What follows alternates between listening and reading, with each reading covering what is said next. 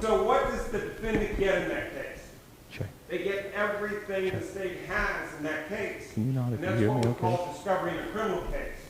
In other words, anything the state has in that case as far as any evidence that will show that I'm guilty or not guilty, the state has to turn that over to me. So that's the second step in a criminal case, is that discovery. In a civil case, it's just the same thing, except I have to institute that by doing the depositions. I have to do that with interrogatories. I have to do that with to inspect premises or to inspect documents. Okay. What's the third step in my process? Try. You've been looking at that blackboard, but you know. The legal system. Did you pass the bar exam? Okay, you passed the bar exam, so you know. How do I start out my proceeding? Let's just say either in a civil case. Opening statement? Have you ever heard of opening statement? Yes, sir. Well, the judge is going to do that. He's going to state the charge against the, let's say, the defendant. In the civil case, we're going to have the plaintiff making that opening statement, okay, in my trial. But the judge is going to announce the case to the jury, okay? Actually, the first thing we're going to do is we're going to select a jury, okay? We're going to select the jury by what can I do? What can I do as far as the jury panel goes? I can do what? I can interview them. It's called voir dire, okay? So that's my, actually the first step to get the jury panel. Because what's some of the questions I might ask that jury? Does anybody know the defense counsel? Anybody know the prosecuting attorney? Or the plaintiff's counsel? Or the plaintiff or the defendant? You see what I'm saying? To see if they're biased against my client. So that's the voir dire I just asked them. But then once I get my jury panel in place, then the plaintiff or the prosecuting attorney is going to get to do the opening statement. All the way in the back. So yes sir, right there. So the plaintiffs presented their opening statement, or the prosecuting attorneys presented their opening statement. Does defense counsel have to present their opening statement at that time? No. When do they get to present their opening statement if they want to wait? Yes, sir. Before they start their witnesses. When they start their case. So after the prosecution rests, they can start their case, right? Okay. So now we have the opening statement. What happens then? Back there in the back. Right there. Yes, sir. You. After the opening statement, what's the prosecution going to do then? Present witnesses, right? And he's going to do it what we call direct examination. So defense counsel is going to ask what kind of questions? Cross-examination, right? They can cross-examine your witnesses as prosecuting attorney. So if you're a defense counsel, what kind of questions am I going to ask? I can ask leading questions, leading questions. You know the difference between direct examination and leading questions? Direct examination, I cannot suggest the answer. I cannot suggest the answer. In other words, I can ask questions like what, when, how, where, those kind of questions, okay? On leading questions, when I'm asking a question of the opponent, I can ask leading questions such as, isn't it true that the person was at the F&M Bank at 8 o'clock and walked into the F&M Bank that day? Because I'm suggesting the answer, okay? So now that I have the prosecution and the plaintiff presenting their case, and they've rested, what's the defendant do? They can give their opening statement, correct? Okay? Now, after the defendant has given their opening statement, what's the process then? They call their witnesses. Defense counsel calls their witnesses. What's the state get to do with each of those witnesses? Cross-examine. Cross-examine.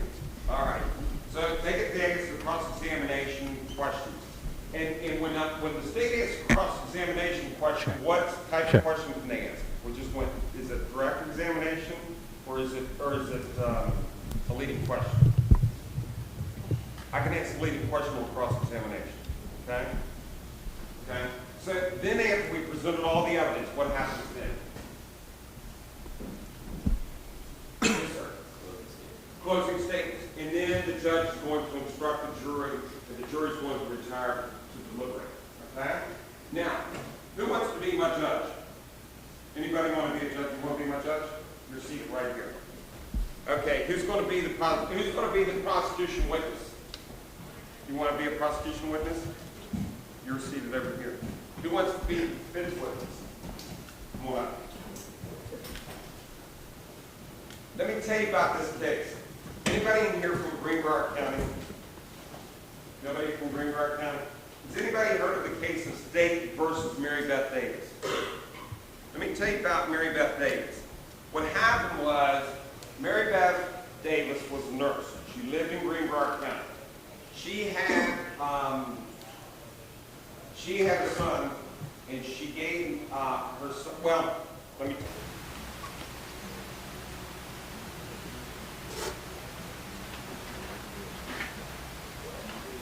All right, we're going to do it smaller. Oh, wait. Okay.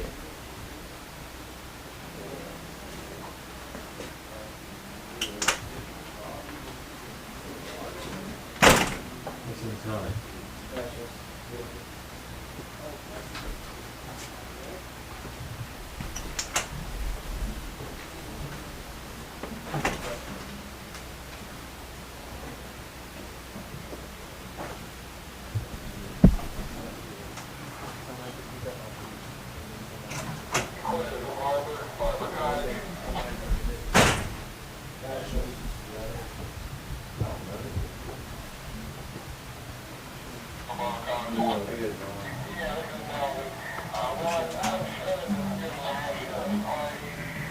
Okay, tell me what you just did. Today I voted on state level positions like governor, Supreme Court justices, Secretary of Agriculture, and I think it was about 7 positions in total. It was interesting. It was sort of like the elections would have at school for class positions, but it was a lot more campaigning. It was a lot bigger than the classes I'm used to at school, because classes at school we pretty much know each other, whereas here it was just a couple of days, so many people to meet. You couldn't meet them all, but there was a lot of campaigning. We got into our different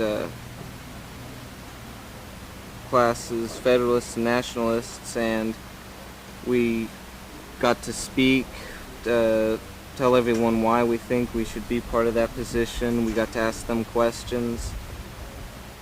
Originally we were supposed to do electronic voting, but because we had so many people running for so many things, the programmers for the electronic touchscreen machines couldn't get all the names entered in, so we resorted to paper and pencil. But Let me ask you something. Yeah. What do you get out of this boys' state? Is it? Can you tell us about your views on it? Say what Well, boys' state is. Start out with. So I don't use my question. Boys' state. okay.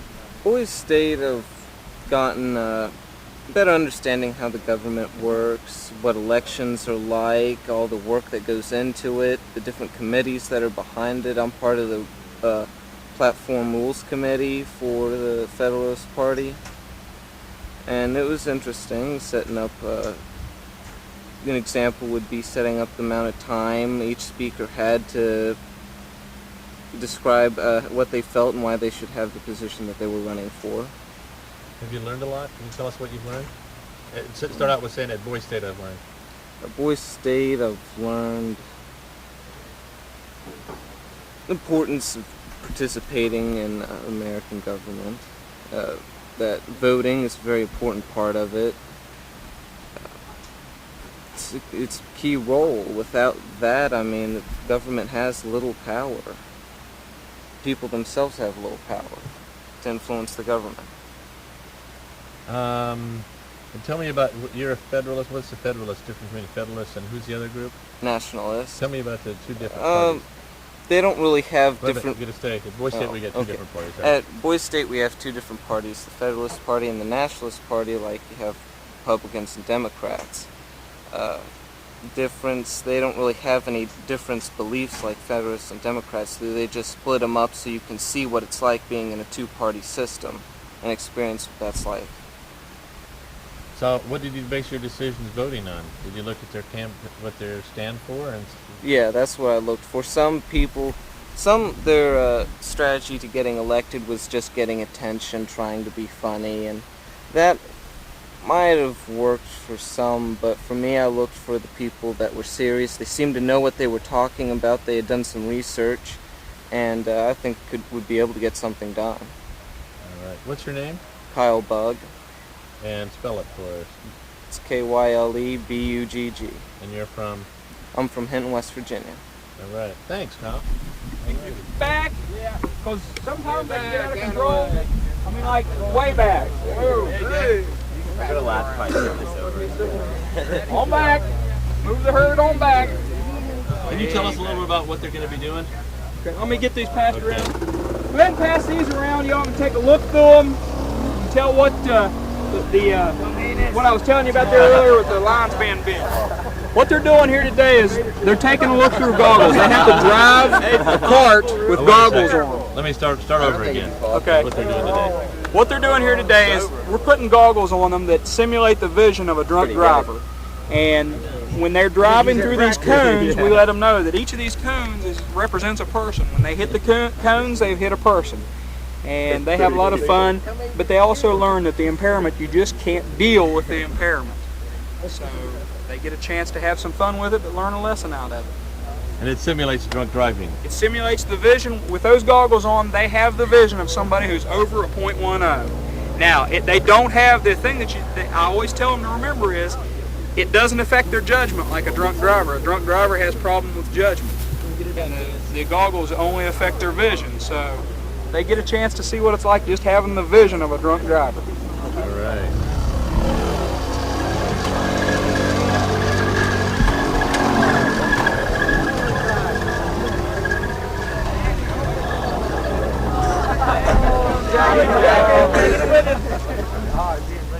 I'm just going to go to straight line.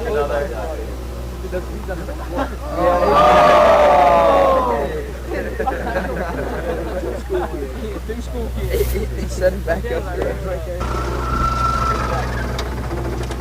Someone jump up, don't be afraid, I won't hurt you. Well, maybe. Bubba will if you run over my kids.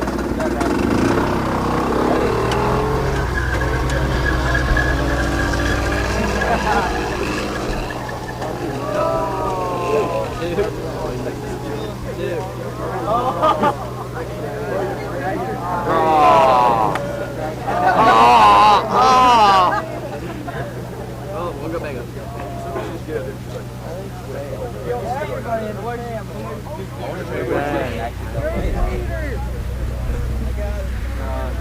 I wanted a couple guys to do the best they can. Stand back here, just get some reaction. Yeah, I'd say that's probably what it is. Okay, down to that.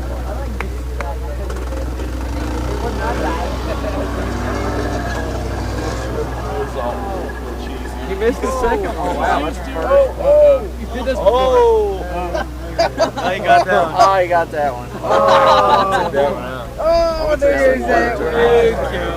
Oh, two. Oh.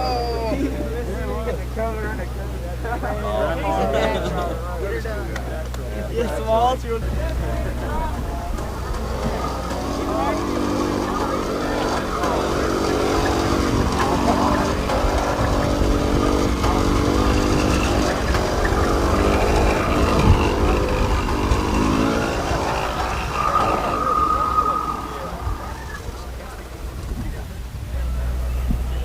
Tell me about it.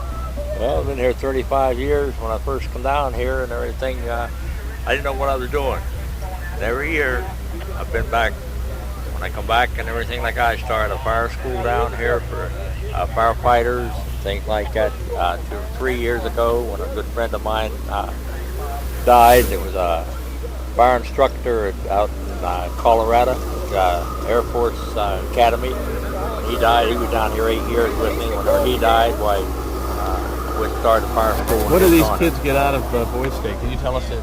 Out of Boys State, it's the fundamentals of government, how to vote, the police force, the sheriff. They have classes on sheriff classes. They have them on taxes, Board of Education, and firefighting, things like that.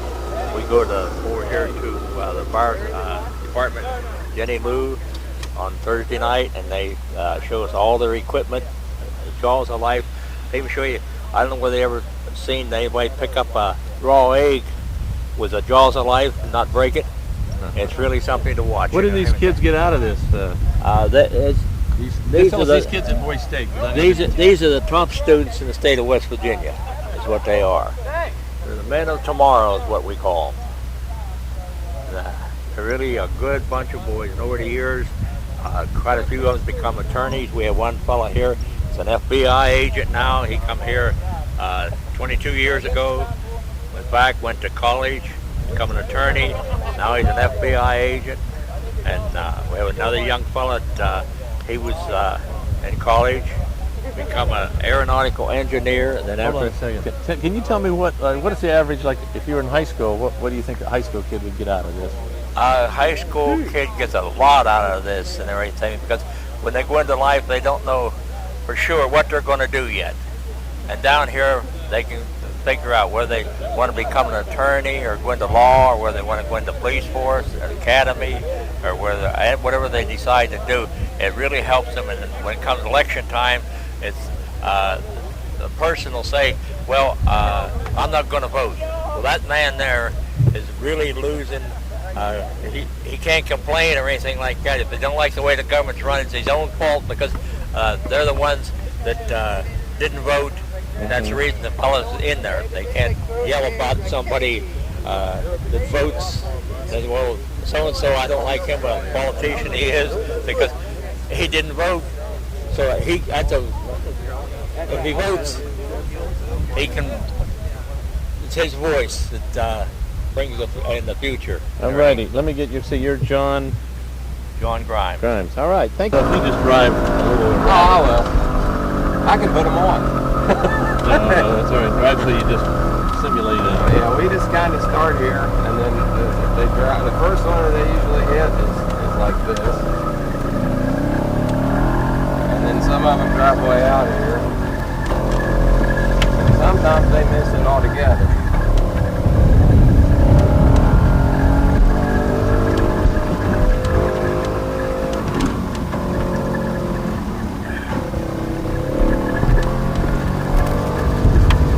And then you can turn it back around and see how many they hit. Like that. See what the course looks like. How's that? Pretty darn good. All right. Okay. Yeah, tell me Okay. who you are and what you do. Okay, my name's Trooper First Class Kenny Short. I'm with the West Virginia State Police. And at Boys State, you will go through an academy for both the state police and the conservation officers. You have your choice. And on Wednesday, you'll graduate from the academy, and we teach you many classes about search and seizure, arrest warrants, traffic laws, and everything that you need to use in court here at Boys State. You'll enforce the laws on Wednesday after you graduate, and as advisors, we also pick a colonel, 2 captains, and 3 sergeants for the rank structure, and we teach you about that also. And you're actually a department in Boys State, and you will serve as the law enforcement agencies of Boys State. Let me ask you. Suppose I'm a high school kid thinking about going. Tell me what I'd get out of this? Okay. And I don't want to use my question, but just No, say that's fine. As far as some of the things that you will get out of choosing this career path here at Boys State, you will learn about law enforcement, everyday function of law enforcement, what the officers go through. We also have a simulator where you either make a decision whether you shoot or you do not shoot. There's several seminars that you will go through, and basically it helps you choose a career path if you want to do this on down the line or as a career. You also might just say explains about those in the legal or what they learn about police work here. If you want to say anything more about? I don't know about that one. Oh, okay. Well, any other comments about like what kids get out of this at Boys State? Have you ever been to Boise? Have you been? This is my 5th year at Boise State as an advisor. As a kid looking back, I wish I would have known the avenue that this will let you see as a future. I had no idea about a political career, but if you choose that path or this path, I mean, Boise State definitely is a good opportunity for you to be a well-rounded citizen. All right. Nathan. Your name is? Trooper First Class. I'm sorry, you ready? Yes. Okay, it's Trooper First Class Kenny Short. All right. I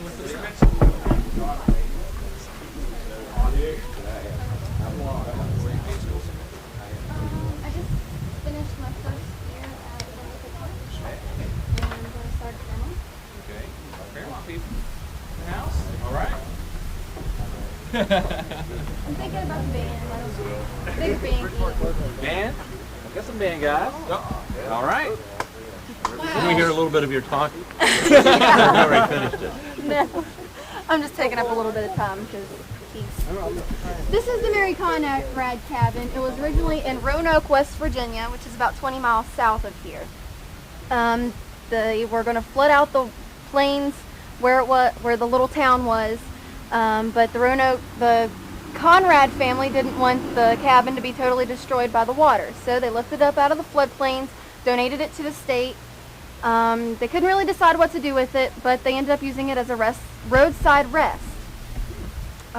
Little business that West Virginia had for the state. What they did was they put a bunch of these little buildings and cabins with a sweep well and the little dog trot here. They put that so people could stop while they're traveling, get a drink of water, rest, relax a little bit. West Virginia went out of the roadside rest business, so it was once again looking for another home. It almost went to Pennsylvania and I think Ohio, a couple different places. Jackson's Mill obviously got it. They wondered why on earth so many people wanted this cabin, so they finally did some research, looked up some history. 2 presidents ended up drinking out of the sweep well in this particular cabin. It was Hayes and McKinley. They became presidents later. Any questions? Is this the actual cabin? This is the actual cabin. Built in 1845 and 1855. Any questions at all? Was it dismembered and moved here and rebuilt, or was it brought in sections? It was brought this section and then this one back here. Whenever they were bringing it, they put it on, kind of started on one of these rollback trucks, and they brought it down through the city of Weston. And you know, you can imagine them lifting up some stoplights, going through town and everything. And once they got to the 1-lane bridge up here, this one fit through perfectly, but this one right here, it wouldn't fit through the 1-lane bridge. You had to pick it up onto a low boys and roll it across the sides of the bridge, put it back down again, and bring it here the rest of the way. Wow. It took as long, if not longer, to get from the bridge to here as it did from Roanoke to the bridge. What year was it? I don't know when they brought it here. That'll be what, is Dean in there? Okay. Yes.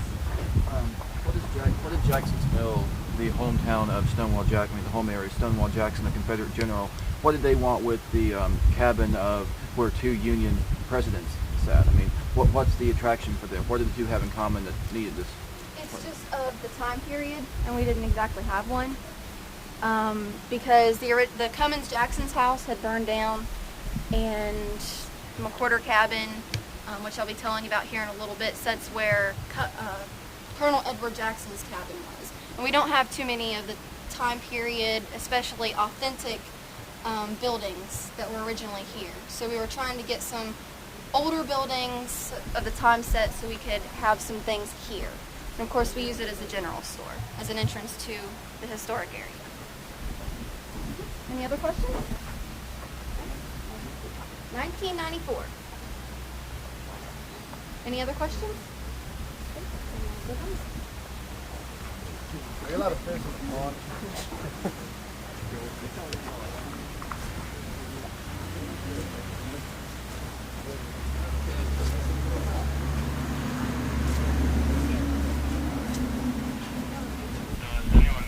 We lived in New York for a while and Pennsylvania. Then he moved to Hackers Creek, West Virginia, which is present-day Jane Lou. Have you guys been to Jane Lou any? Yeah. Heard of Jane Lou? Yeah. Any of you that haven't? Just a couple of you don't know Jane Lou? Jane Lou is about 5 or 6 miles north of here. Obviously that's where this cabin originally was. And it was brought here August 14th, 1927. This cabin was at one point in time used as a home, church, school, a post office, meeting grounds for the community. Just pretty much a community building for just about anything. About 15 kids grew up in this house. Were in this house at one point in time. Not all of them were brothers and sisters, cousins, brothers, sisters, nieces, nephews, things like that. Relative. It's a one-room cottage, of course. It's got an upstairs, a very large fireplace. You can see on the picture right here on this, and you can look up there and see the chimney is built on the inside of the cabin. It is also built with stone. Most of the chimneys in those days were built with sticks and mud, and it was, of course, the chimney stacks even today go up the outside of the building. We had Indians in this part of the state in those days, so you had to do the best with what you could. So this was a pretty well thought out plan to put the chimney on the inside of the building. So the Indians couldn't set fire to it so easily, because they would set fire to the sticks and the mud, catch fire easily.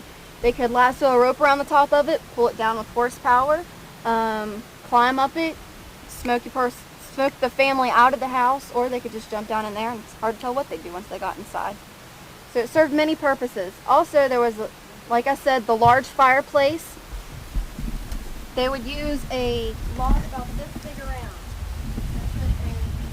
Put it on a horse or a mule's back, walk the horse or mule inside the cabin, roll the log off into the fireplace, and walk the animal back on out this way. The one log would burn for about a day to a day and a half, sometimes 2 days. Any questions? Now there's 3 doors. This one on the wall on the other side, and a door on this side. Now the reason for the 3 doors, a quick entrance and good escape route.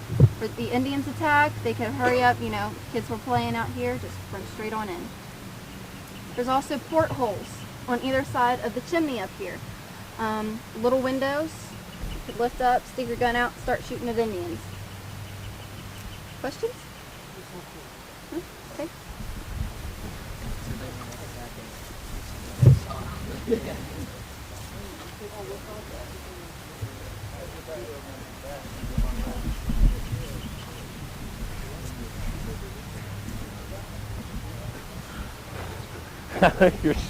You're filming.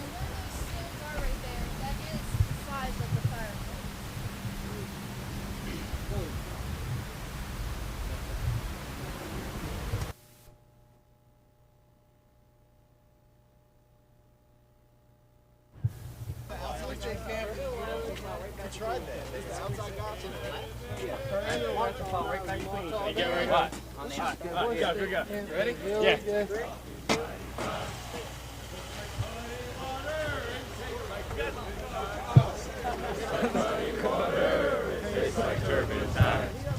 Hold on, I wanna go home. But they won't let me go home. But they won't let me go home. Home, home. Hey!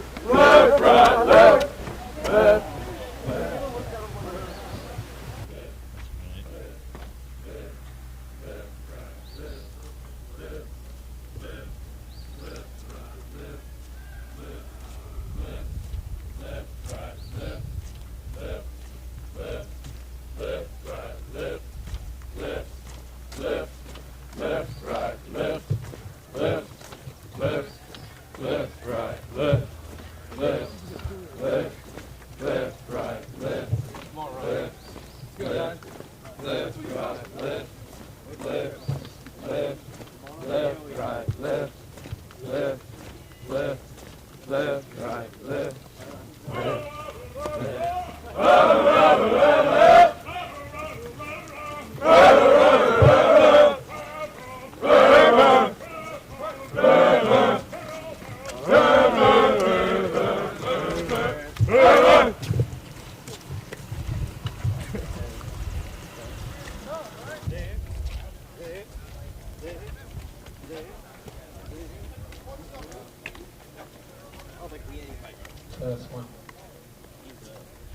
Check one.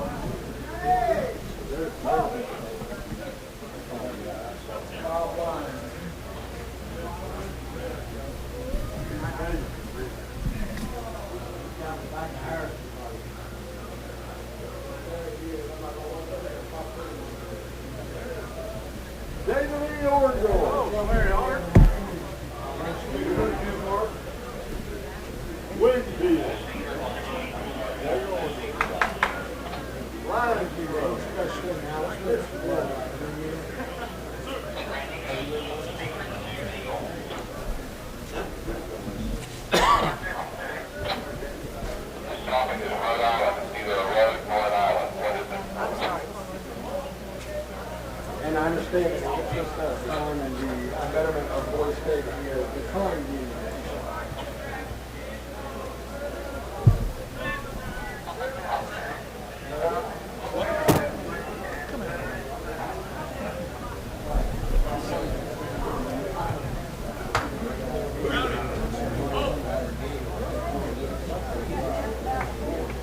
What neat roads, huh? Straighten up. Hey, you're on TV. Straighten up. You guys can stand easy, but make sure you still have a formation.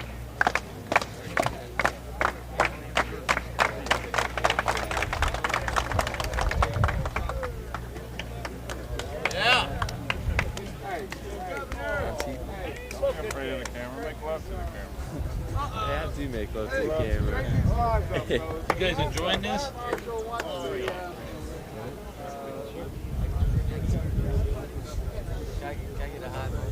Enjoying it? Sir.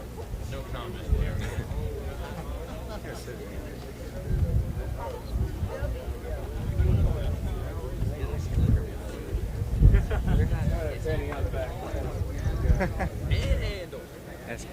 You gonna be on TV?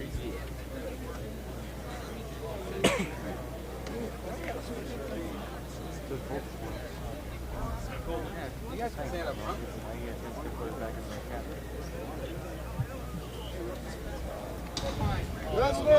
Governor, you're on TV. Not me, boy. That's why y'all are here. This sounds like somebody who's in charge here. No, I'm not in charge. I just pretend to be in charge. I need a sec. I gotta talk to him real quick. Oh yeah. Hey, what's gonna be like?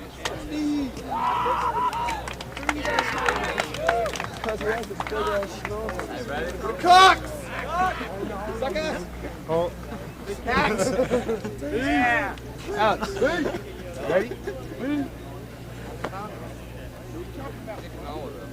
Go get him. Yeah, talk to him. More women. I'm gonna yeah. How you doing? Pretty good. How about you? It's What hot. do they have you doing here? I'm in charge of this cabinet of fine gentlemen. What is I'm that being like? What sarcastic. do you have to do? My job is to teach them leadership, patriotism, and civics. Is that sometimes a little hard to do? Only when they're yelling when I'm trying to talk to somebody or being interviewed. Does everybody have a good time here? You have to make them have fun. It's hard sometimes because they don't like having fun.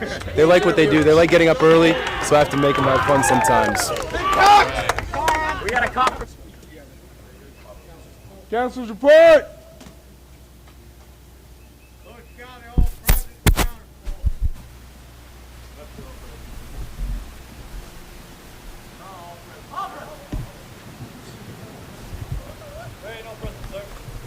Monongalia is? Braxton City, sir! The county has 2 men absent, sir. Sir, Monroe County is? We love you, sir! Randolph County, all present, sir. Marvin County, all present, sir. Braxton County report, all present, sir. Panhandle County, all present, sir. Montgomery County, all present, sir. Sir, Calhoun County! 130 small, sir!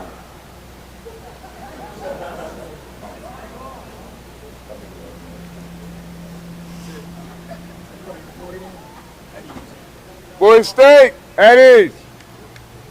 First of all, guys, there's a citizen with the last name of Thompson in Panhandle Cottage. He was presented to us before we're done with lunch. There also will be a special edition of the newspaper that will give you the print results for the primary election. Our schedule still remains the same as it has been printed in your handbook and in the newspaper. At 1:15, each cabin needs to send at least 2 representatives for the court trial procedure instruction at the place indicated in the newspaper. Those 2 people should be at least one of the people who is nominated for circuit judge for your cabin, for your county, and a person who's nominated as prosecuting attorney. Now, I know right now you got one for each party, for each of those, but you just need 2 people. If you want to send 3 or 4, you can do that and send both circuit judge nominees and both prosecuting attorney nominees. But you need to at least send 2. The other cabin members, citizens that are not in the court trial procedures, you will follow whatever instructions your counselors give you. You need to make sure that you go back to your cabins as soon as lunch is over to receive that instruction. There is not an after lunch speaker today. So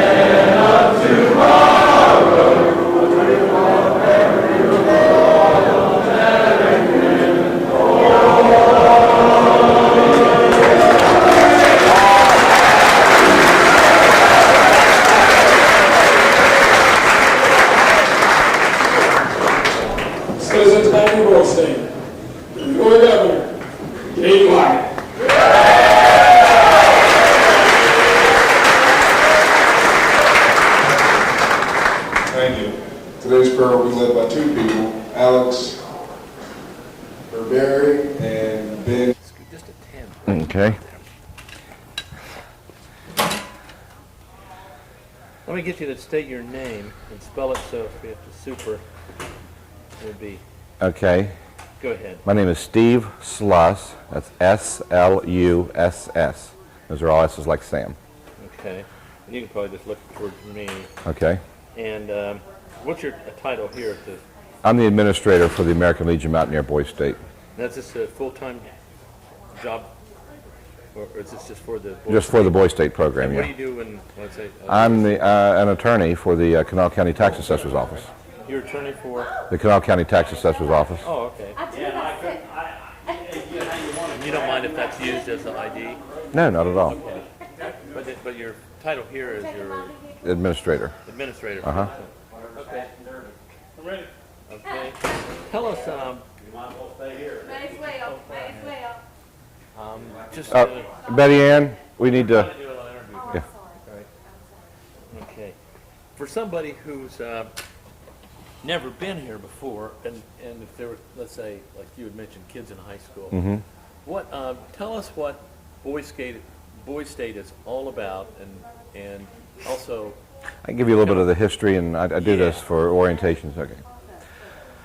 Well, the American Legion Boys State program was started in the 1930s. In the 1930s, Adolf Hitler had purchased property in New Jersey and was setting up youth camps in the United States.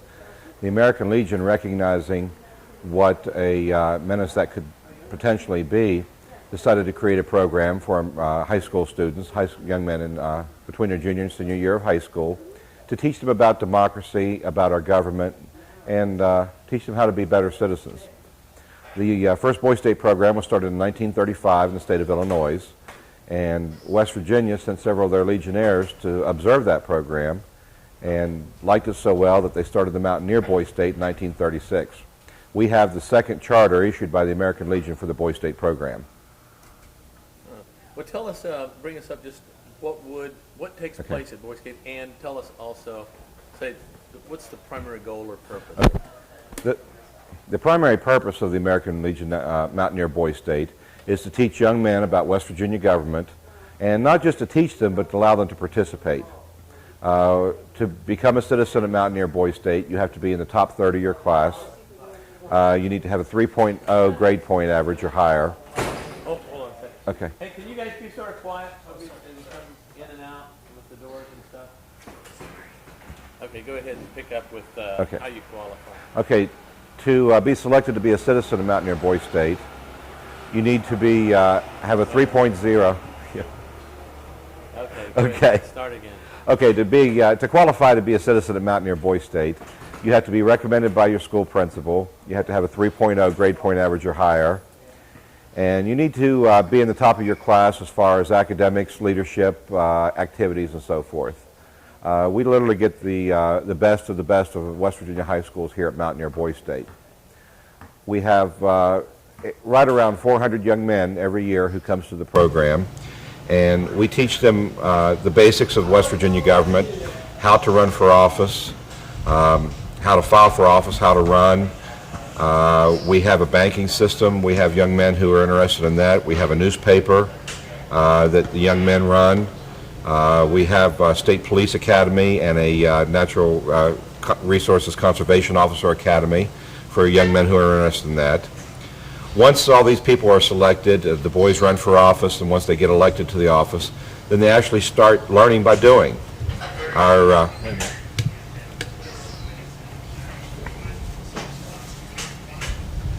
Okay, good. Tell us, pick up with, say, the election. Okay. Or, I don't know. I mean, how they get selected, the selection process. Okay. To be selected to be a citizen of Mountaineer Boys State, you have to be recommended by your high school to the local American Legion post. You have to have a 3.0 grade point average or higher, and you have to be at the top of your class in academics, activities, community service, and that type of thing. We literally get the cream of the crop of West Virginia high school students here at Boys State. Okay, you were telling me about the different activities. What Okay. Yeah, run through a sort of a laundry list of, Okay. because we'll have pictures to supplement Yeah. that you can introduce. Some of the things you do. The main focus of Boys State is running for office. The boys, when they come here, they run for every office from governor through Secretary of State, Attorney General, auditors, so forth, Supreme Court justices, to the county offices of assessor, sheriff, county clerk, magistrate, judge, and so forth, and to city offices, mayor and city council. I'll also bring up that there's a campaign and they vote because we had shots. Right, okay. They start right away with their campaigns. They file for office, they get out and they meet other young men. They put up signs. They do basically what needs to be done to get elected in the political process. And the first night they're here, they file for office. On Monday night, we hold a primary election that narrows it down between our two political parties, Nationalist and Federalist. And then on Tuesday evening, we have the general election, where we select the governor and all the elected officials that you would find in West Virginia. Tell us briefly about the voting. Actually, we got footage of these guys voting, so just Okay. say that they vote on. They vote. We prepare ballots for them, and they actually vote for their offices the same as the people would in West Virginia. We use paper ballots, and for tonight, for the primary or general election, we will also use touchscreen voting, which is very new to West Virginia and new to the Boy State program. Okay, then what happens once they're elected? Once a boy is elected to an office, then he meets with advisors for that office and starts learning how to do the job. The governor will meet with an advisor who will help him prepare a budget and prepare a State of the State message. The legislature goes into session and they start debating bills. We ask each young man to bring something of interest to West Virginia young people to the table, and they actually create legislation and start debating it, passing it, and sending it to the governor. On the county level, our county commissions prepare a budget. They have an agenda that they have to work through, and they actually do a lot of the same things that their elected counterparts throughout West Virginia have to do. Let me stop a second and ask you. So, what kind of bills? Hey guys. Just trying to do a quick interview. What kind of legislation? Bills, what are some of them they've introduced in the past? What are some of the bills? But I don't want to pick up my question, just say some of the bills. Yeah. Some of the bills that they've introduced have been of course, there's always the favorite, lowering the drinking age back down to 18. A lot of the guys argue that and have a lot of very good reasons. They have discussed mountaintop mining in West Virginia. One year they passed a bill, or worked on a bill, to allow physicians who are working at a youth camp to be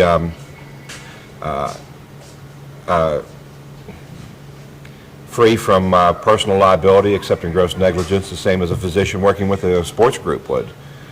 We sometimes will help them with ideas, but then they work with it and they actually develop it and argue it.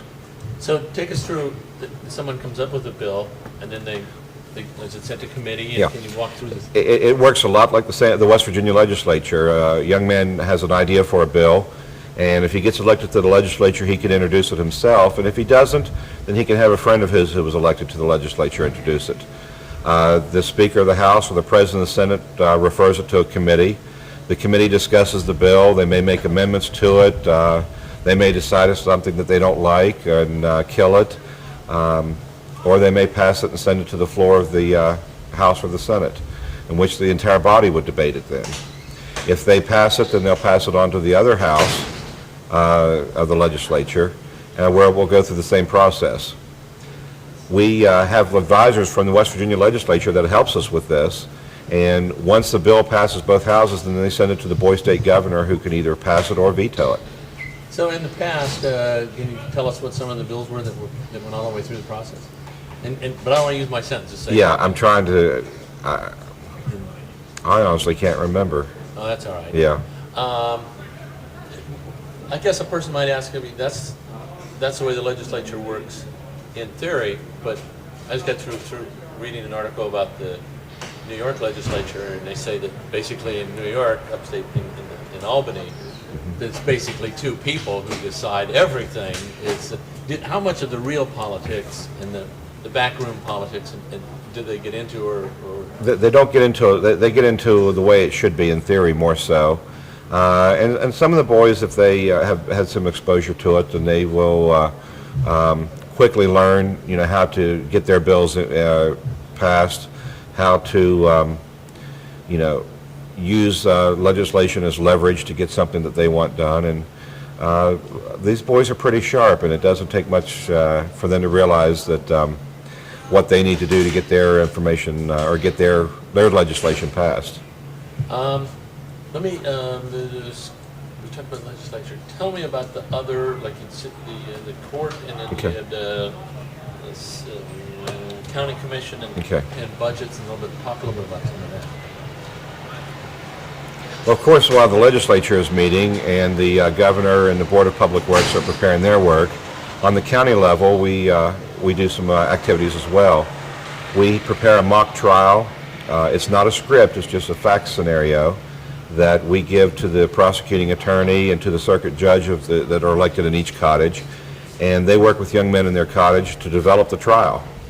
And then on Wednesday afternoon and Thursday afternoon, they put on their trial doing all of the elements of a trial: opening statement, direct examination, cross-examination, and the closing arguments. They do a jury voir dire, and all of these things are judged by members of the Harrison County Bar Association, who take an afternoon off to come down and assist us with that. What kind of young lawyers in the making do you see here? Can you tell us? Because you're a lawyer, can you say Yeah. some of these guys? Some of these guys really, it just amazes me to see how fast they pick up on it and how quickly they learn the trial strategy. And they pick up what's the important issues and what's not. We do, I think, a DUI trial. We have a murder trial for them to work with, and I think an armed robbery. Wow. What about other things in county commission and budgets? I think there was a budget thing. Yeah. The county commissions of each county, we elect 3 commissioners. They're giving a sample budget of approximately $12 million, which is a little unrealistic for most counties in West Virginia, but it's a good number for them to work with. And we give them a request. We give them requests totaling about $80,000 more than what they have in revenues. And we give them the challenge of balancing their budget and at the same time being fair to the other elected officials. And it's been a very good exercise. The boys quickly realize which offices need the money. If they can pad their budget a little bit more, then they have a little bit of leverage. And but they do come up almost universally with a balanced budget. We also prepare an agenda for them to follow of issues that have faced county commissions in West Virginia.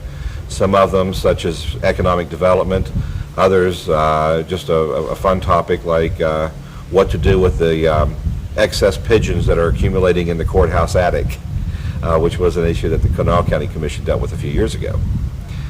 And the mayors and city councils do roughly the same thing, as well as the Board of Education. The boards are given a problem where they have a student disciplinary problem. They have a teacher, they have to hire some teachers, maybe a teacher grievance that they have to deal with. And there's no right or wrong answers, but we like to see how they work through these problems. Tell me about, because we'll probably get footage of other things, the other ancillary sports and games, and what other things go on here too? Well, it sounds like it's all work, and we encourage the boys to have fun with it.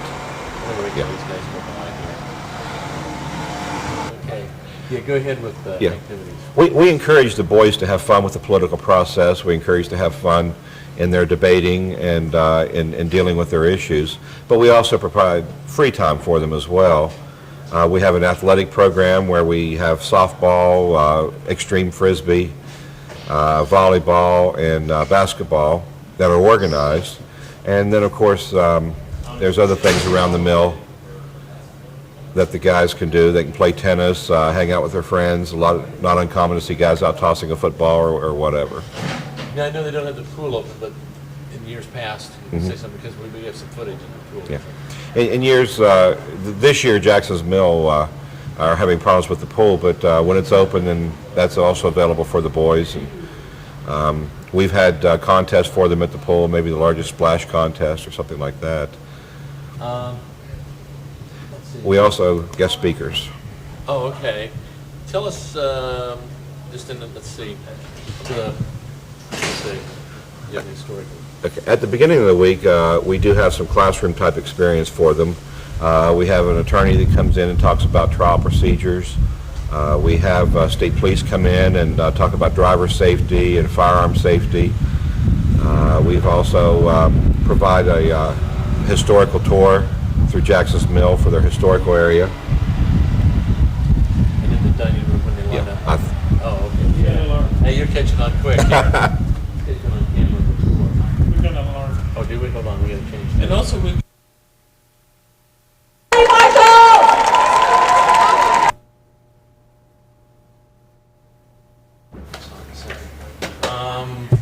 Let's see, let's pick up, where were we? Talking about going into the dining hall. Yeah, tell us about the dining hall. Well, this is a program created by the American Legion, and we do teach the boys patriotism and respect for the American flag. And so every morning and every evening we have a flag ceremony in front of the dining hall before they go into their meals. To open off, we have an honor guard from the FBI comes in and does a demonstration on the proper way to raise and lower the flag. And then the boys themselves create an honor guard that does it for each morning and each evening meal. Then they also line up and report so that we have an idea that where everybody is. And then they go into the dining hall singing. We have a camp theme song called Men of Tomorrow that we encourage them to sing when they go in. When we were there, just what seemed to be like they lined up, and then each county reported. If you could tell us about. Each county gives a report of how many, of whether or not all their people are present or not. And like I say, this is an American Legion program, so we do have a little bit of, it's not a military camp, but we do a little bit of military protocol, such as reporting and saluting. We march the young men everywhere we go, both because it looks impressive and because it's a safe way of moving large groups of people. And then we also have a formal review and parade for our visiting dignitaries as well as the visiting parents and family. Just as a cautionary note, did you want to say anything? It's not like a drill sergeant kind of camp. It's not a get tough thing. I mean, they do marching. If you want to elaborate on that, any. Well, like I say, we have the boys march and we do pay our respects to the flag. We open every session with an invocation and the Pledge of Allegiance. But this isn't a military camp. We don't, the cabin counselors, most of them are former Boy State citizens. They're not drill sergeants. The boys aren't out at the middle of the night doing calisthenics or anything like that. Like I say, we do those things for various reasons, but we also have fun with it. So it's not, I noticed when they're marching, they're like on a perfect step. Or, I mean, if you want to say, it's not as regimented. I mean, you said that a little bit, if you want to elaborate. Okay. Yeah, when marching the boys, like I say, we encourage them to have fun with it. We try to keep in step, but we recognize these are high school boys, and as long as they get to where they're going, that satisfies us. Now for the formal review, it's fun to watch because with the music and knowing that the parents are watching, the boys are a lot more precise with their marching. And they do provide an impressive parade for their families and their parents. Let me just ask you, what would you show this to high school kids? What would you say are some compelling reasons for a high school kid, young boy, to come to Boy Scout as soon as they get the traffic down? Okay. Well, this camp is ideal, particularly for any young man who's interested in civics. Okay. Okay. One of the Boy State is an ideal program for any young man, especially if they're interested in civics or government or community service, serving their country.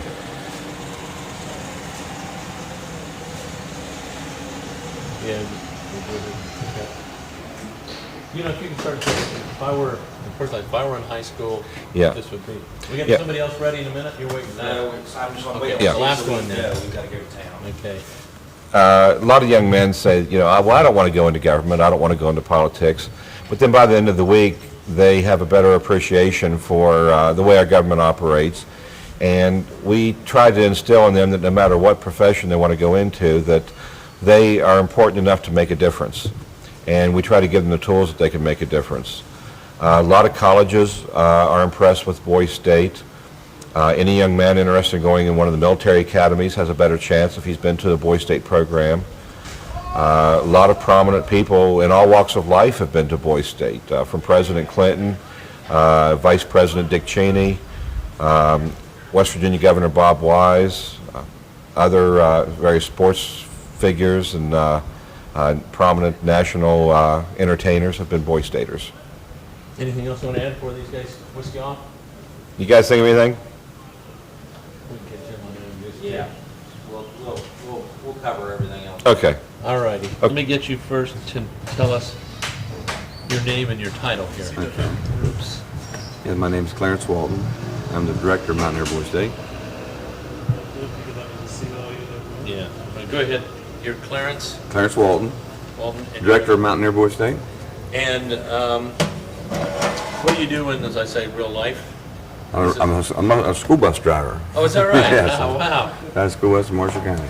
Well, tell us your view of, and bear in mind this is for kids and I mean high school kid would be the audience. Tell us about what Boys State, how it came about, and what it's about. Boys State's a long program that the American Legion's had for, this is the 66th year. The program started, we are one of the oldest ones, and gee, I'm not very good. Well, that's all right. You just tell us what happens here at Boys State. Assume somebody's never been here before. So. Boys State starts back at the American Legion post and all over the state of West Virginia. I'm sorry, I screwed okay. Here a second. It's my fault. This camera. The plate's not speaking when it's happening down. What is it? I knew there was something screwing me. Okay, go ahead. Okay, Boys State originally starts in the local post of the American Legion. They have search out and find sponsors to send these young men to our Mountaineer Boys State. The selections are done by the local post by recommendations from the principals from the high schools.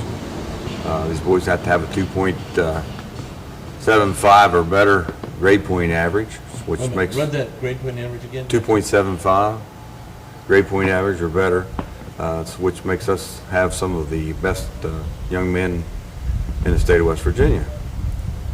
After a selection is made, the boys are sent packets in the mail, where to report, what to bring with them,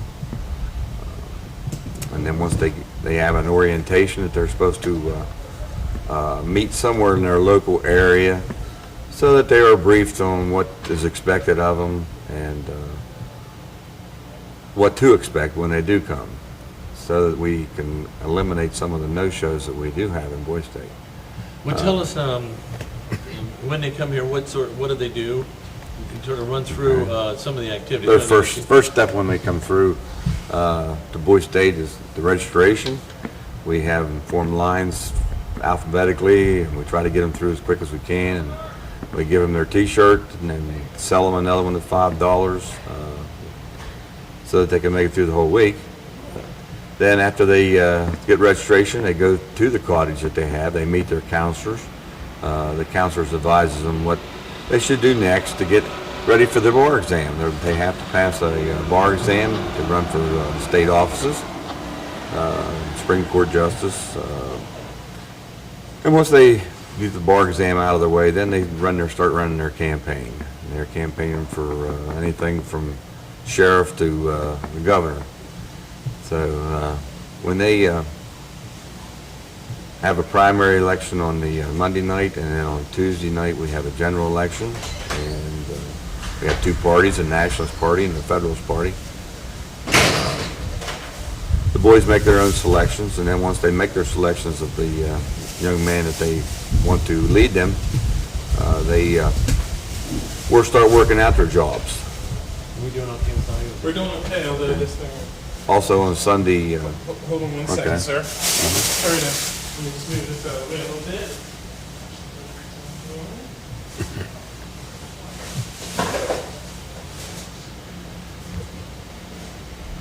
All right. Okay, so the kids get elected and they vote. Tell us about that whole campaign. Also on Sunday, I forgot, on Sunday they have applications that they can fill out for jobs for newspaper staff. We have a banking system, so boys that want to work in a bank can work in a bank. We also have conservation officers from the state of West Virginia here that will conduct a Boys State DNR, and also state police are here to conduct a class of cadets for Boys State Police. They act their jobs out from the day on Wednesday through the rest of the week. They give citations, they issue hunting and fishing license, they do scenarios for different things that the conservation officers do in their regular life. State police bring their, they call it the Batmobile down, and they explain to them what alcohol does to them for driving. We put so many things through these boys' minds, and it is so tough on them for the whole week. The first 2 or 3 days we send them to classes. They go through classes of magistrates, they go through county commissioner, have a class, they have ballistics and firearms, they seem to like it really well. State police puts that on. We have a lot of very good instructors that comes from all over the state, all walks of life, all sorts of jobs. So the boys, when they leave, hopefully are very well informed, and maybe they even have an idea what they want to do when they get out of college. Hopefully. Let me ask you this: if you were this is going to be seen, did I not get it? Yes, you did. This is going to be seen, say, by high school kids who are thinking about Boys State. What would you say are some of the compelling reasons to want to come here? I mean, and don't use my question. I know what you mean. Yeah. Okay. Well, one of the things I think guys would think. In our selection in the local post, we have an orientation and interviews for the boys to explain to them what they can get out of Boys State as far as finding maybe a career hope or finding a. Yeah, if you can begin it instead of, because figure this may be a standalone. This might be the first thing they see. If you could say what a high school kid think about, what he might get out of coming to yeah. Things that the boys should consider before he comes to Boys State is things that he may learn, fellowship. He'll get to meet a lot of boys throughout the state. He will learn how the government works. Hopefully he will go back and pass this on for the next year's students to come to Boys State. I think the boys, if they work at it, the more they like it, the more they work at it, the better they're going to like it. They're going to have a lot more fun. If they don't get involved, then they're going to have a rough time. But if they get involved in any election, and I think they'll enjoy themselves a lot more. What are some of the well-known people that have been through Boys State? Oh, gee, Tom Brokaw. Oh, yeah, go ahead and say some of the people. Yeah, some of the how you call them, dignitaries that we all know and throughout the TV land and everything. Tom Brokaw, President Clinton, were also Boy Staters. That are the great caliber of people. I think the boys that come to Boys State too, a lot of them, the reasons are there's scholarships available, Samsung scholarship. Also, there's a loan that they can get because they came to Boys State or Girls State.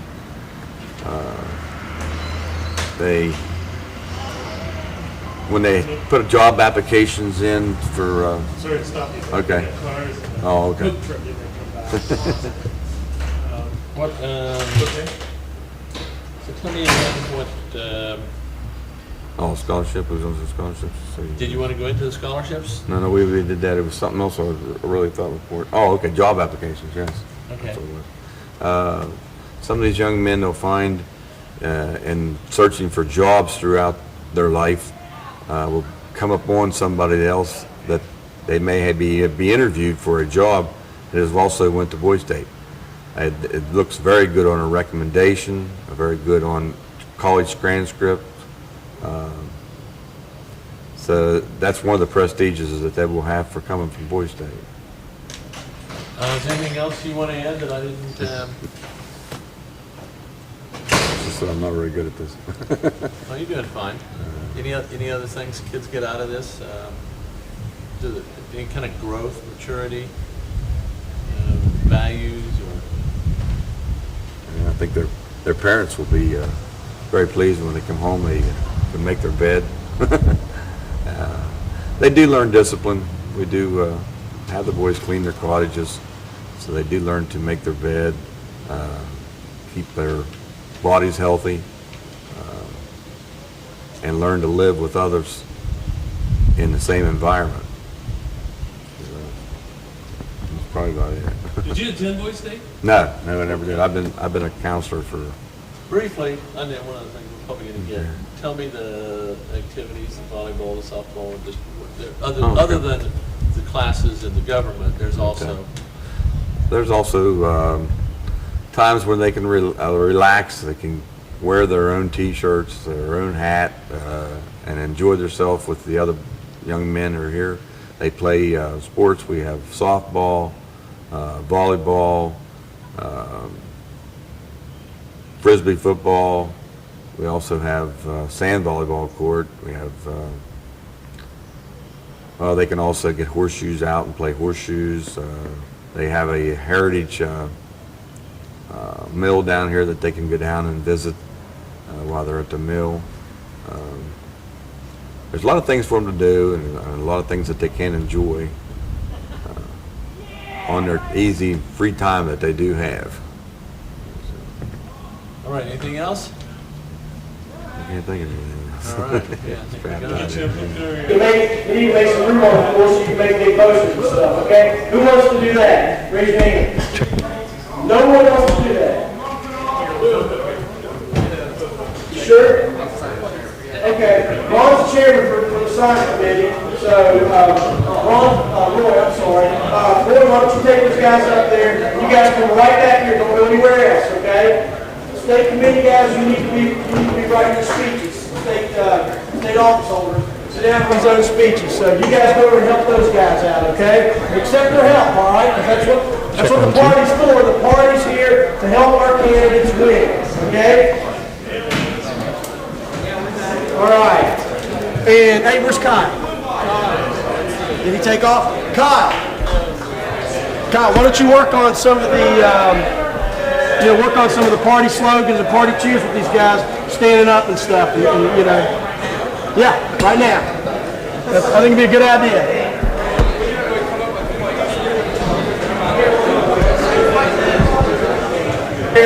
Jump right in. Either help these guys with the convention tonight, or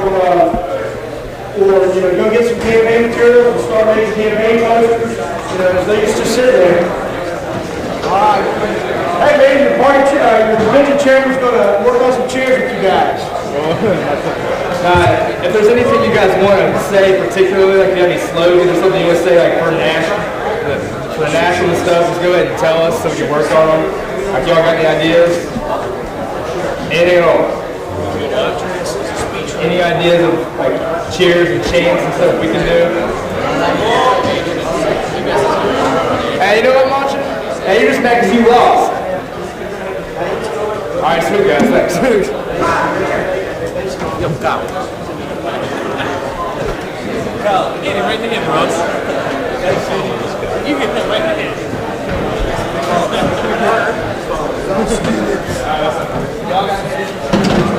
Take the lead, drop on your campaign. Sure, yeah. we do? I just I want want to hear about what 5 your- minutes. Yeah, I just want to hear what your campaign is. No secrets will be spread.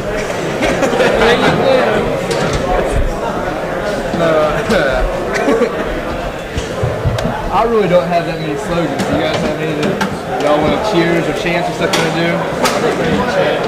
In all honesty, I think the simplest things are the best. The simple things are what catch. Don't go for a long phrase. Don't go for a phrase no one can remember. That something simple, something short, and then base the whole campaign around it.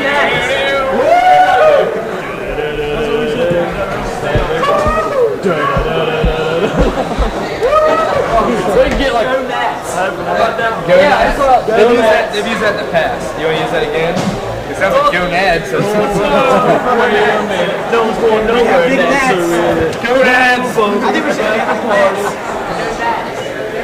That's going to get this party. What do you think, Ryan? You got anything? Well, I mean, Gonads can be the fallback, but I'd like to do something original if at all possible. You know, it doesn't have to be. Oh, you got something original? You know, something that's ever been done before. Why don't we go raid? We're going to do the Watergate scandal. And not if it's a civil process. Oh, we're gonna have. We'll go up there and have this little instrument. Raid. Rap. Go raid the prisons. Take Bogan with us. We go raid them. Not raid. Just go in there. It's publicity. It's a big publicity. You think about it, we'll get a lot of people to go from up. Well, this isn't going to be It'll be the only Watergate ever to happen in Boise State. We have like a short rap. A short rap. Yeah. I'm Short not rap. I'm not rapping. Can you see our candidate rapping? I really can't see him rapping. I can see. Hey, when are you gonna go up and dance for Oh, governor. We should get Larry. He has all them hip hop instrumentals. Me and Jarl will sing "I'll Tumble For You" and dance. I will too. I'll tumble for you. I'll tumble for you. I'll tumble for you. What do you guys think of that one? I'm thinking, keep it Telephone man. It's on. You always do Living La Vida Nationalist. Do you guys want to go back and to Marion and listen to CDs and pick out some songs to play? I think that'd be a good idea and get some ideas. All right, boys, we're moving this to Marion. Well, why can't we just bring the boombox here? Well, we can. Does someone want to go down and get the boombox and bring CDs? Or we can go to Marion and take on the way. Is there an outlet right behind you? Yeah, there Can we go to Marion and on the way we can see ideas? an outlet around That's here? only one right there. Because right now this is becoming a segment cesspool. Is absolutely Wants to nothing. bring CD-wise. I'll go get mine. Too. I'll go get mine. It's like a general, our nationalist versus federalist. We should have one for Long. Long. Long's got the long song, the long song, long. I can take the mic and I can Ride long song. Compared to popular never believe in legalism. So y'all got anything you got to say? So I just wanted to come sit by me. There's a reason I came. Alright. You guys have anything?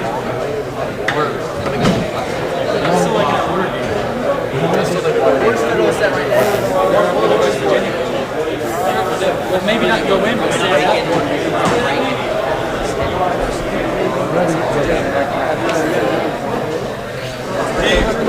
What do you think about standing outside wherever the Federalists are? Yeah, they come out and just playing a bunch of music and tell them to vote for us. I think we just scream Rogan.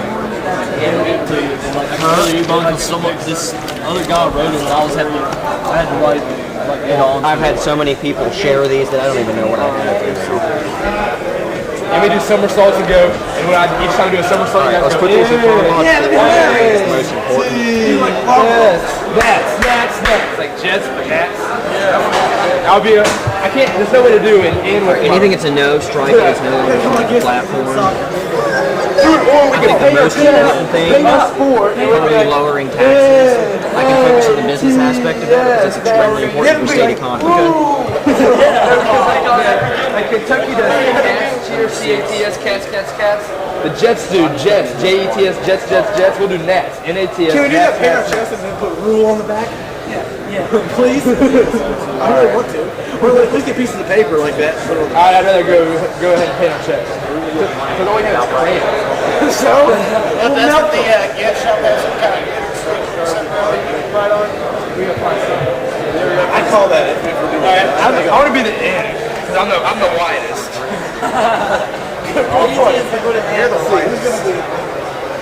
I'll be a T. Honest. He said whitest. Just remember, catch one. You won't be wrong.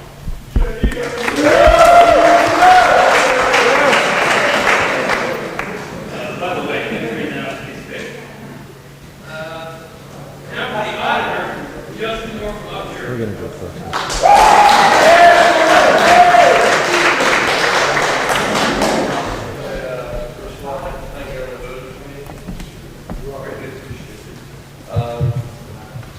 Winning the primary election was a major feat, but I'm not done with it. My duty as auditor would require me to examine and, of course, audit all payments against West Virginia. Remember that gentleman over in, what is it? Just talking about budget. The budget, yeah. Talking about the budget. He was talking about all this stuff about people have to audit. One person was listening, and that was me. So I understand all this stuff. I, Justin Moore, wish to be a member of the West Virginia Board of Investments, just like our current auditor, Glenn B. Gaynor III. This evening, I need your help and support, and vote me for auditor. Thank you.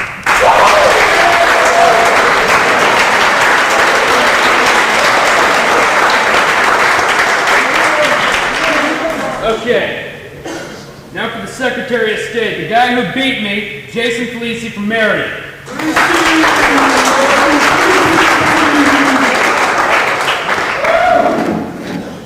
Good afternoon, fellow Federalists.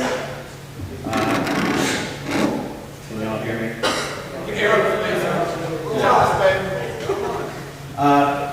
A review from yesterday. I'm from Wheeling. I go to Wheeling Park. I'm your candidate for Secretary of State. I just want to tell you thanks for electing me to go on to the general election. It was a really close race. I only won by 4 votes, so every vote did count in this election. As a couple of the other candidates mentioned, I did the math, and we are a minority by 10 guys. So it's important that each and every one of you vote for the Federalist Party, not just for me, but for everybody behind me. As a Secretary of State, I'd be a great record keeper. That's part of my job. I'm also the official elections man. I don't know what I'm going to do since all the elections will be over on that side of it, but that's part of my job. Also, when Frank Lang is elected governor, I will be his right-hand man.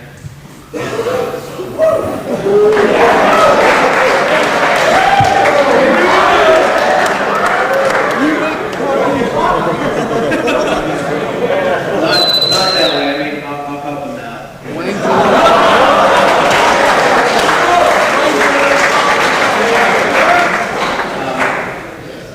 And I enjoy doing that.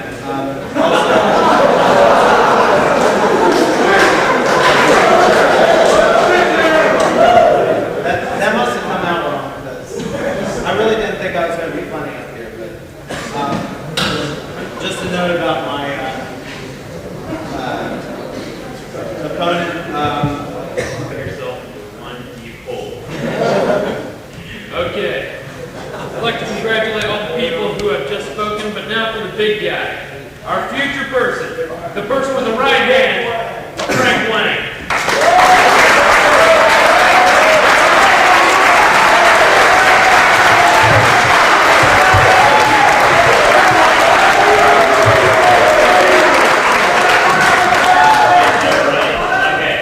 First off, let's give these people a hand for getting through their speeches so quick so we can have more time to work, you know?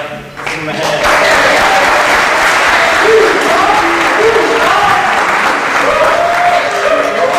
Okay, let's see if I can keep this brief too. Okay, like they said, we're down 10 people, but I mean, if we all vote together, we're gonna win, right? I mean, come on, we're the Federalists. We're the best party here, right? Okay, so I mean, like, I can get a couple nationalists to change their mind and all that. I mean, it's like our platform's like the best in the freaking world. We've got a freaking manifesto. Come on. Okay, so Like, what we need is we need each and every single one of you to support me, to support these people up here. Because these are the people that will go for your ideals and then support you as you want to, whatever you want to do. Okay? Women, something like that, you know? So, let's see. What else do I want to say? We want women. Okay. Women? You want women? You say rock them. We could probably get more women in here, you know? We probably could, but I'm not making anything, okay? Yeah, I mean, come on. I'm a 5'7" weight. You can't beat a 5'7" weight. No!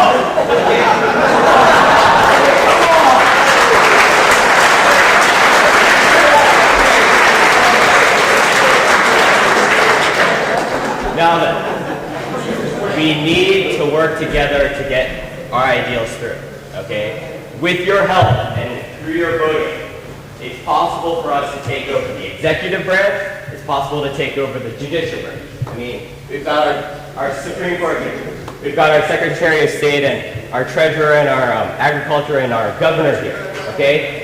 With those two, and then we could we can get a couple bills through the House and the Senate of the legislature, okay? We will control this boy's state, right?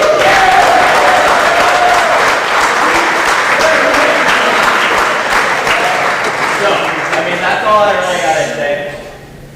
We want, rules in its place. Let's vote together, okay?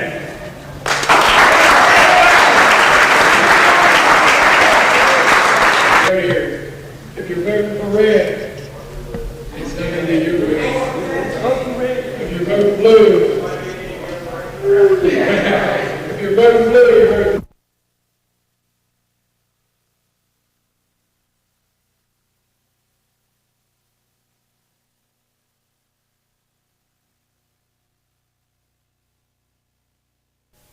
My name is Randall Kocius. That's RANDALLKOCSIS. Randall Kocius. I'm the Assistant Administrator of the American Legion Mountaineer Boys State Program.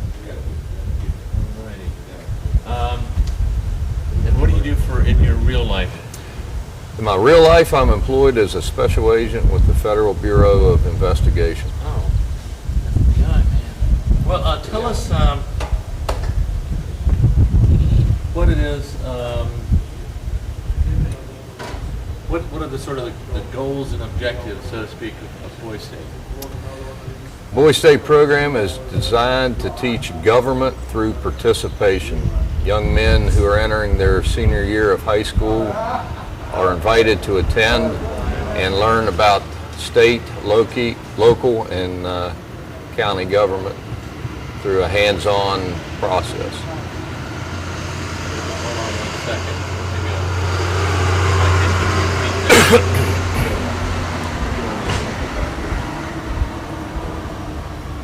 Yeah, start over again. Okay.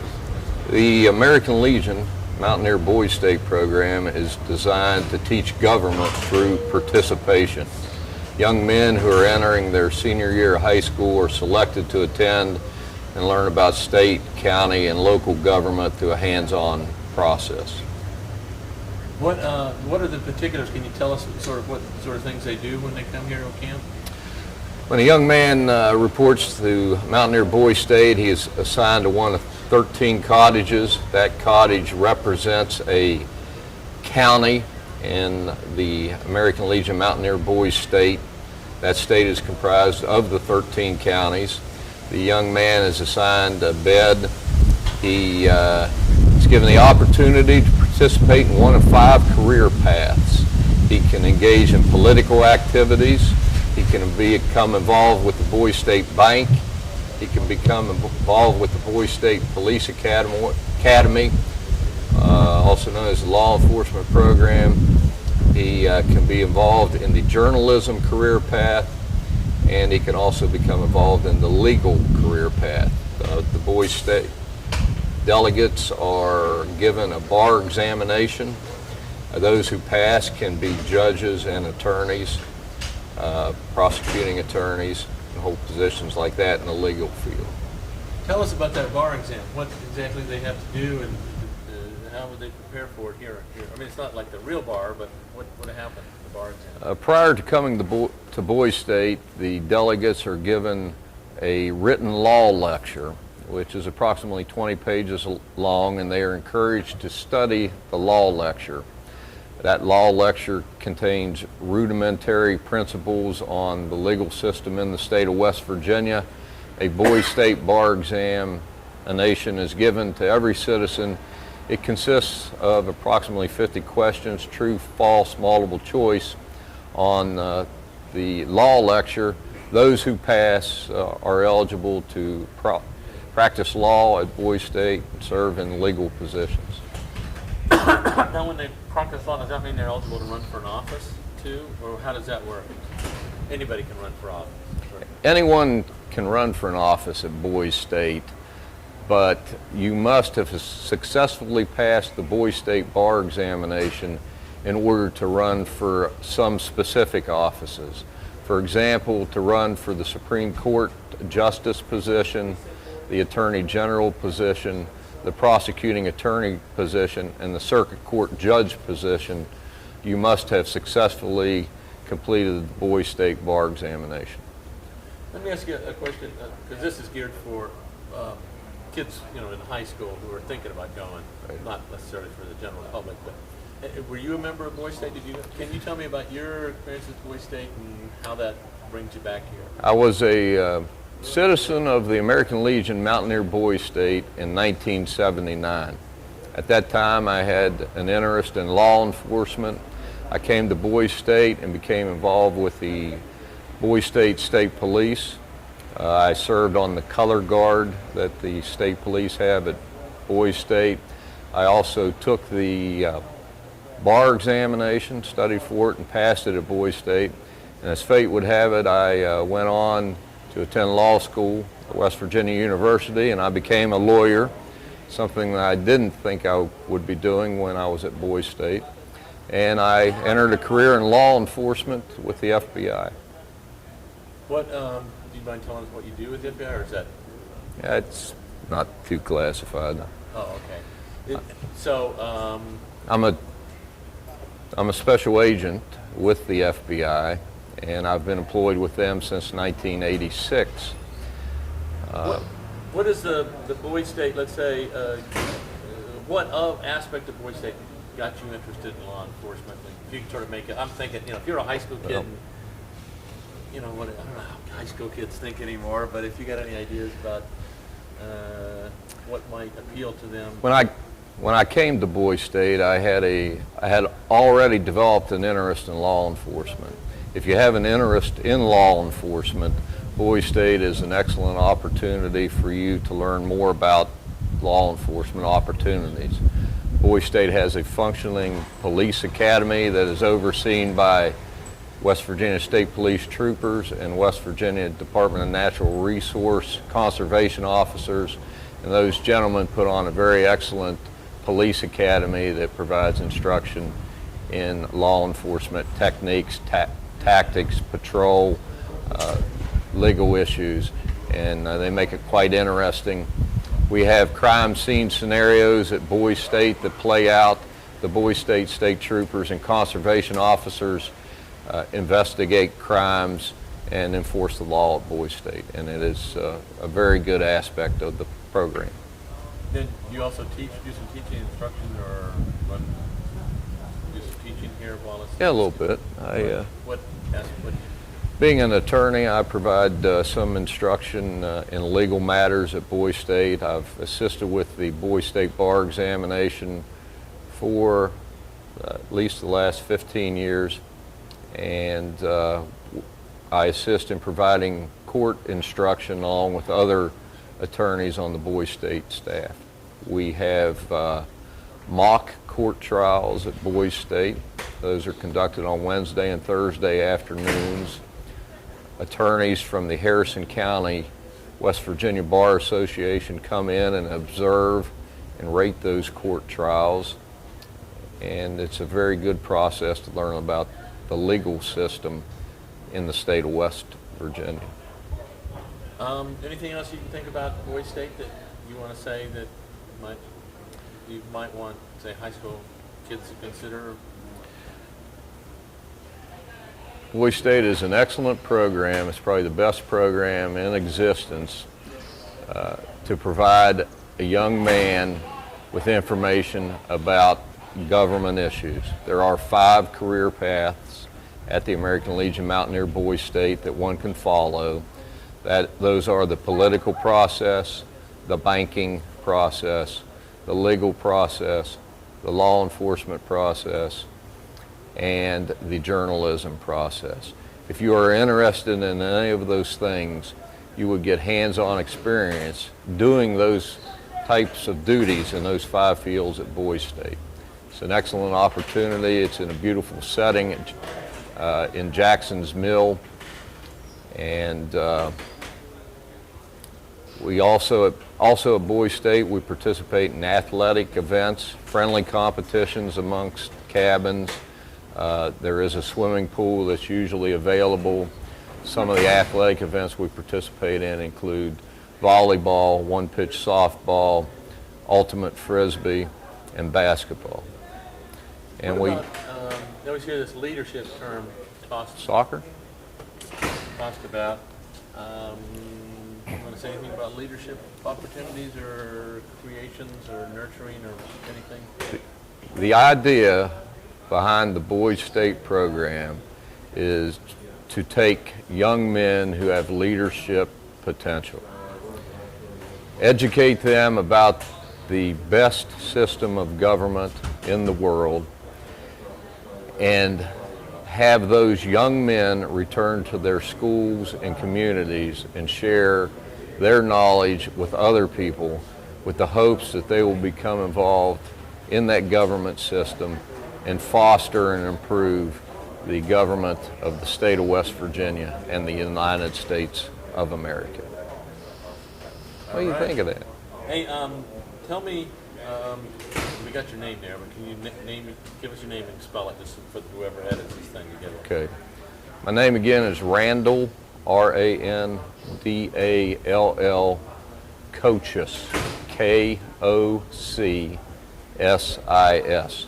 And I'm the Assistant Administrator of the American Legion Mountaineer Boise State program. Do you have any objection if we put your also? It will be, the official work title was Special Agent FBI. It's okay to put that as a Yeah, that would be fine. Okay. And you asked me earlier about what I do. My primary job is to investigate violations of federal law that occur. I'm stationed in north central West Virginia. Those investigations also include investigations into terrorism issues and foreign counterintelligence. Basically, we're trying to catch criminals, spies, detect and disrupt terrorists that may be in our midst. Pretty exciting thing to be doing right now. Yeah, it's the thing.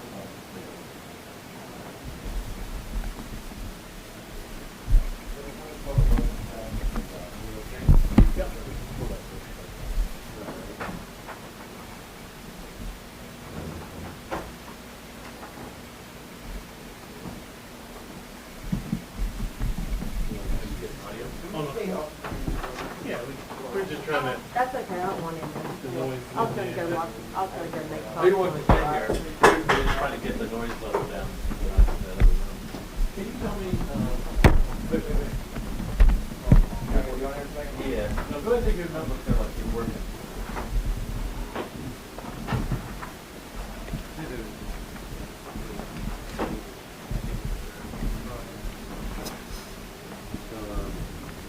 You have your set on?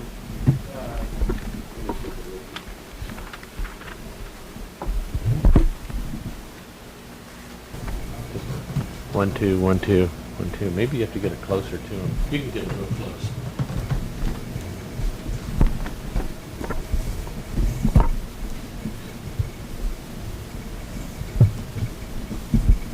I'll go tight.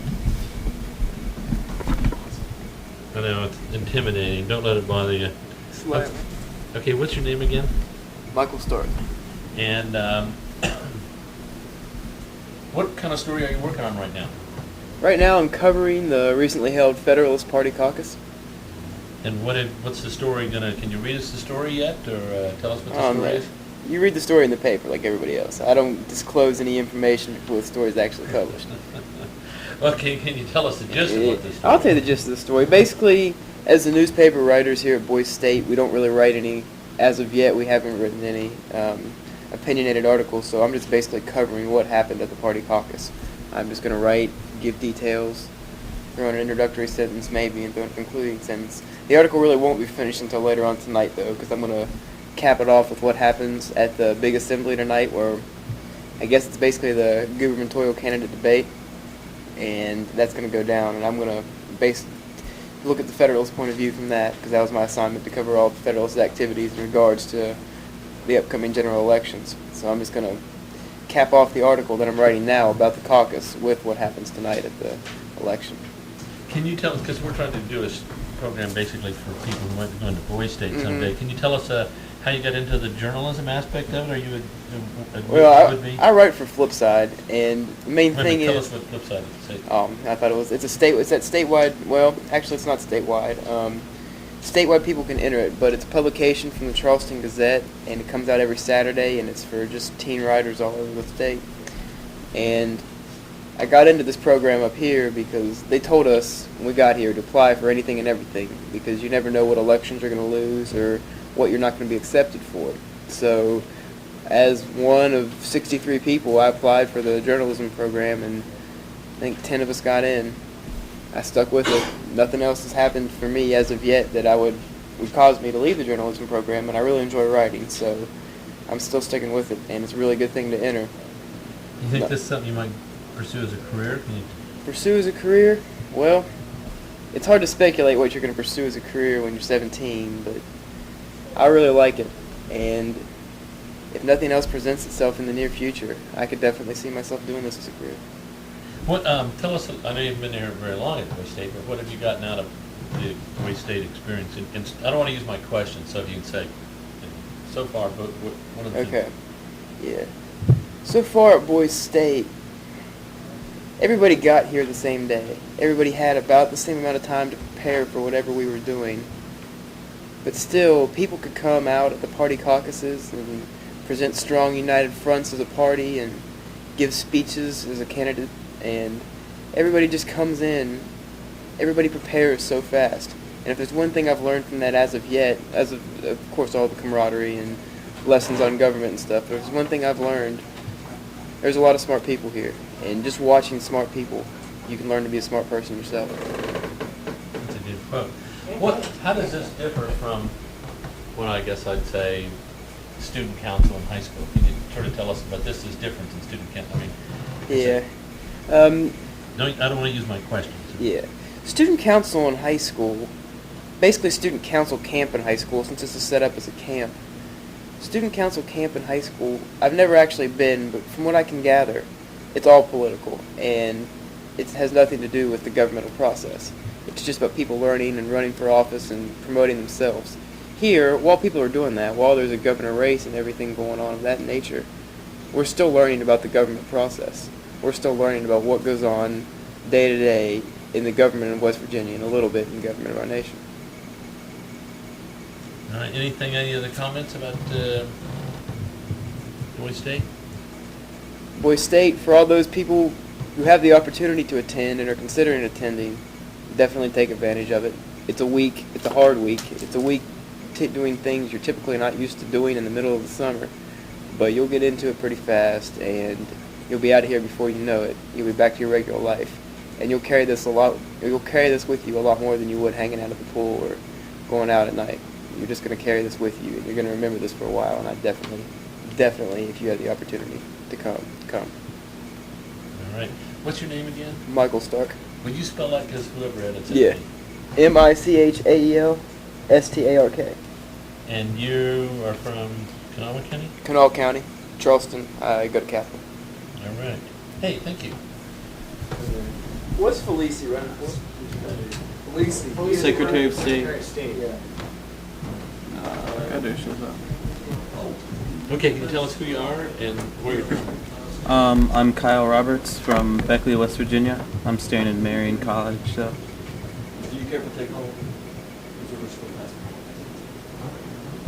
So is that today's paper already? No, that's just a bulletin for the Nationalists. Tell us what it is you guys are working on right now. Tell us, your newspaper report. Overall, for instance, for today, we're trying to get out what exactly we've done today. We had different sessions in the morning time, and we're writing short summaries on what exactly we learned in those. And then we're also trying to get out exactly what happened in the different caucuses, and then the assembly that will go on tonight. What do you get out of this experience? Boys State in general? Yeah, but I don't want to use my question, so say Boys State is. Boys State's teaching everyone a lot of different things. For me personally, it's dealing a lot with camaraderie, getting to know a lot of people that you've never met before from day one. Also, it's teaching a lot about the different legal procedures and the workings of the government that you commonly wouldn't learn in school. What, do you want to get by me, or? Yes, oh, okay. What would you say to kids who, high school, who are thinking about going to Boise State, what would be your advice about why to come here and what you get out of it? Boise State's one of those opportunities that's really does look good on applications and such, and it's one of those experiences that doesn't seem very appealing, but in all reality, after the first 2 days or so, it really is. It's one of those experiences that you don't want to pass up if you get the opportunity to take it. Can you tell us about the story you're working on right now? And say the story I'm working on right now. The story I'm currently working on is a profile of Commander James Davis. He's the commander of the West Virginia American Legion. Basically, I'm just going to be, I haven't gotten the story finished yet, but ask him different questions concerning the American Legion and how it plays a role with Boise State and future plans that the American Legion has for Boise State. Think you'll go into journalism? Well, I currently am in journalism class, and I'm part of one of the in the top 3%. Okay, let me rephrase that. I'm currently in the journalism department at Shady Spring High School, and their journalism department is extremely well. The paper's nationwide known, and I really enjoy that. I'm probably going to take part in it through my senior year, and might do some free work on the side in journalism, but I'm not sure about going into a career as it, but it's definitely an enjoyable way to spend some time.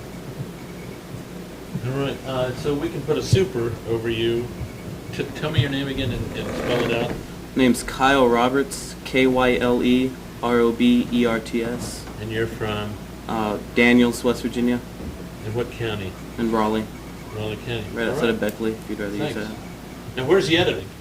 Yeah. But can you tell me what your name is and spell it for us and what your position is?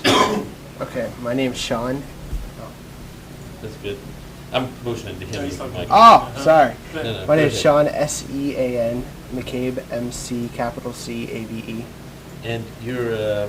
I'm the editor of the paper here at Boise State. And what county are you from? I'm from Panhandle County. Panhandle, okay. Pendleton County. Oh, I'm sorry, you mean in real life? Yeah. I thought you meant here. No. Okay, I'm from Ohio County. Oh, okay. You drop it down just a tad. There. What, how'd you get to be editor, and what does the editor do for this paper? I got to be editor through a selection process. We went through interviews when we got here. We had to fill out an application, write down our previous experiences with publications, that type of stuff. And then we came back at night, and I got the editor job. As the editor, I have to assign the assignments of the different stories throughout the day, try to do the layout, and get all the papers out on time. Do you have any big scoops coming up? Not that I know of right now. We do get inside information to a point. We know what the scores are, who won stuff, but we don't get those till the very last minute when we possibly need them. Has it been kind of fun? Is it sort of, can you tell us about Yeah, it's a lot of fun being editor here. You get to go use the computer lab, which most people don't get to use here at Boise State. Have access to the headquarters building. It's air conditioned. It's nice. A lot of that cabin time. Do you have interest in pursuing journalism as a career, or anything? I don't want to. I didn't want to use my question, so if you could say, as far as a career in journalism, or okay. As far as a career in journalism, I'm not really sure that I want to pursue that route. I like editing the papers and doing the layout and working with the computer end of it, so that's why I applied for the job, and it's a great thing to do. So what have you gotten out of Boise State so far? And again, I don't want to use my question, but Right. what has it done for you? Boise State's helped me to realize, there's so many people that are so smart and gifted around the state in so many different ways. And it let me meet a lot of new friends while I was here. It's been a lot of fun. If this is geared largely for kids who are gonna maybe are in high school watching it and they want to determine whether or not they want to go to Boise State, what would be your best pitch to tell them to come here? I mean, why should I come here if I'm a kid in high school and I make good grades and I'm an overachiever and I've done all that stuff? Okay. Yeah. Well, I mean, let's say I'm a cynical teenager, and it's like, oh, come on, it's just like, let's just meet Boise State and student council. I was on student council when I was in junior high. I mean, right. If you were to address yourself to the cynical kid, what would you say? Yeah.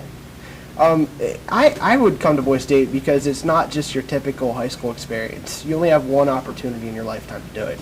That's why you're a junior in high school. So take advantage of the opportunity. Wait a minute, you said junior in high school. Yeah, you are a junior in high school. Oh, junior in high school. I'm sorry, I screwed up. Go ahead. Start over again. He's I screwed it. a little older than last time. Unless they change it, and if they change it, I guess I gotta make a new video.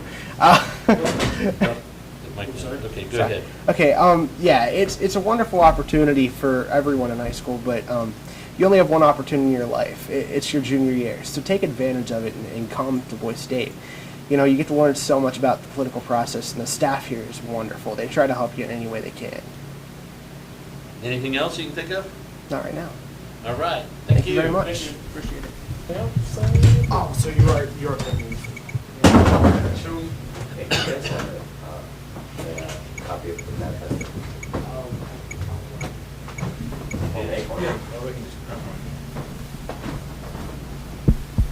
That is aiming the right way, right? We're okay. What do you think I am? Oh, sound man. You sure you aiming that correct camera? out of this, out of the original one. They just ran out of flyers and they're gonna pass them out and those people go in, whatever. Which we need. Okay. Okay, Dan. Right here. Yeah, I saw it. Did you? No, I will.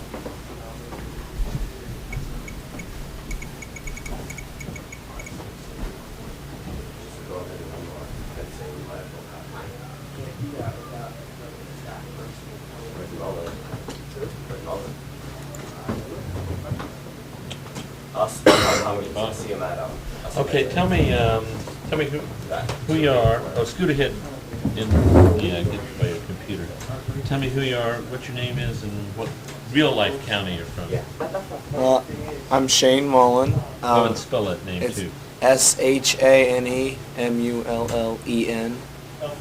Hold on. Shut the door. You're talking. I'll deal with it.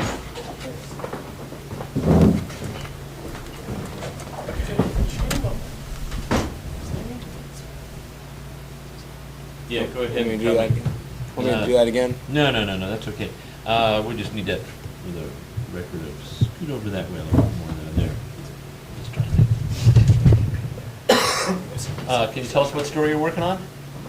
Right now I'm actually working on a story about the historical tours we took today about Jackson's Mill. So is it going to be a positive story or what? Oh, it's a pretty positive story. You have to pardon my voice here. I've been yelling a lot during the caucuses, so just bear with me on that. But we took tours today up at the actual site of Jackson's Mill and got to see everything that went on there, and it's just pretty much a blast from the past, I guess. What made you decide to go into the journalism aspect of the Jackson Mill? How did you get into this? How did you get into the newsroom? Well, I'm really interested in writing, and when I came here, I saw that there was an opportunity for me to participate in newspaper. So I came and I just looked for the right people, and I luckily found the leader of the newspaper, Ernie, and talked with him and was able to get an interview about being on the staff. I was actually looking for the position of editor, but I was chosen for reporter. But it's only 10 people were chosen out of 63, I believe. So it's pretty selective. But I just feel good to be on it because I'm looking at going into some kind of field of writing in college, and I just felt like this would be good experience for me. So do you write in high school? You do newspaper? I don't do newspaper in high school, but I have submitted my work to a publication called Wood Whispers. It's a county-wide publication that students submit their work, like short stories or poems, and it's a contest. And I was placed second in short story, and I've had my poetry published in there too. What have you gotten out of the Jackson's Mill, the Boy State experience? Overall, I'd say. Oh wait, I don't want to use my question. So if you could say, okay. For me, the Boy State. For me, Boy State has really just been more experience. It's just a real opportunity to see what you're made of and how you measure up to other people. Because all the guys here, they're not they're not the average Joe Schmo at school where you can just, where you get the better grades than everybody. You're pretty much on an equal platform with everybody else. So this really shows how you measure up with all your guys and how much you can handle, because there's so much you can get involved with here at Boise State. And I just chose to be in journalism, and I'd say in that field I've just gotten more experience, and it's just been a really good thing for me. What would you say to the high school cynic who says, this is just like a glorified student council? But I don't want to use my question, so if you can sort of address that issue. Well, for those of you who say Boise State isn't for you and that it's just the run-of-the-mill high school organization, you're completely wrong. This is different than anything I've ever been at. It's completely different from student council. It's completely different from anything I've ever been at. It really is a challenge, and it challenges you in every aspect. I mean, physically, you can do sports. Heck, just even having to survive on 6 hours of sleep or less at a night. It's pretty demanding, and we are constantly busy. So it's not something that you will get bored with. It's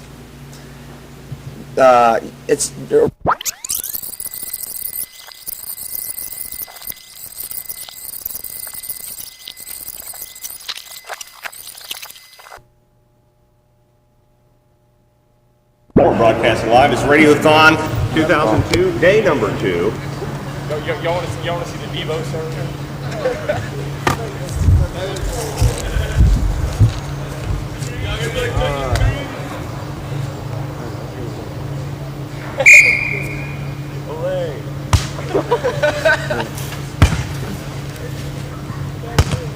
Yeah. Oh, set me up! Oh, stop it!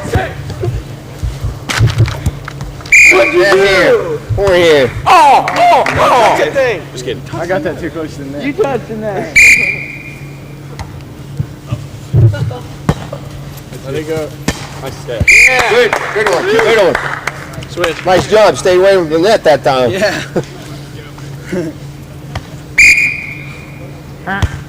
That's fire. Wow. That was like...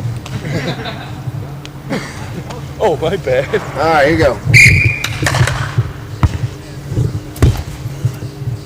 Oh, We win, Ralph. Here we go. Yeah, been showing it for a while. Get it over. Get it over. Set. Get it over. All right, Al. Play it off the line.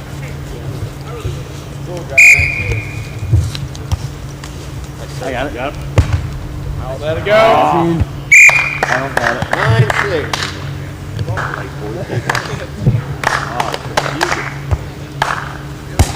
Oh!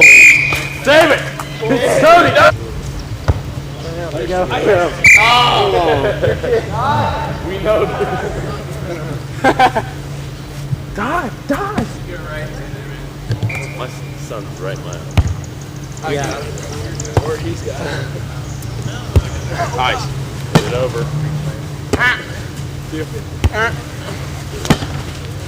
Oh!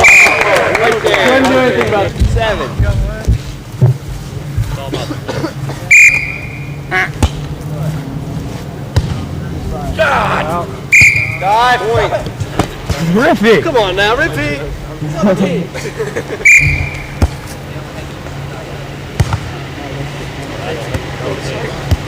There you go. Hey,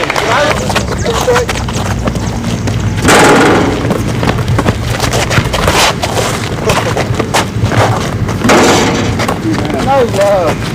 Where's my guy? Want some beef down low? Get up, hard.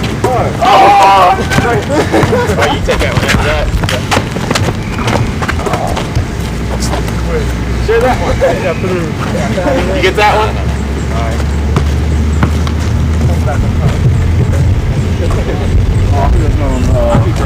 Cut that one.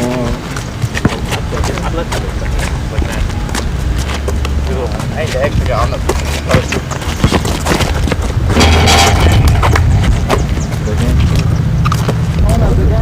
We'll play 15. We'll play 15. That's why I don't want to play back at home. 16.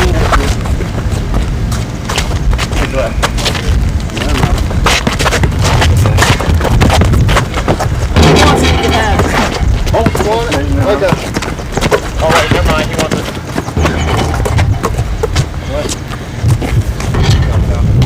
I heard it, but I said if he wants it. Top 40, man. I'm trying to get him in here. Holy. say that. It's out. It's out. He said it was out. It hit grass.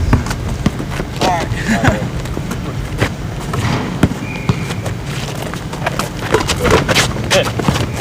Take it out. Hey!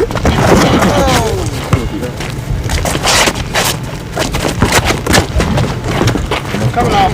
See, you're still up there. You get pumped face. You're up there. I know.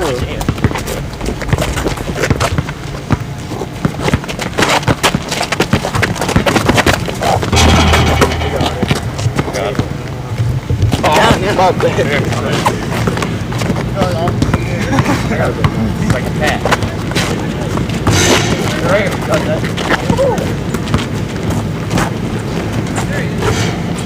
Right here. Ball.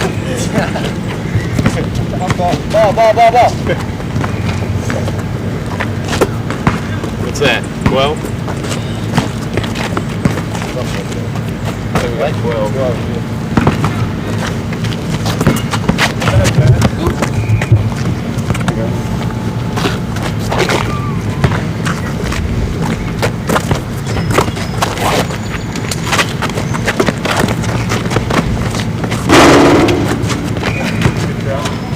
Let me see you. Back over. Oh my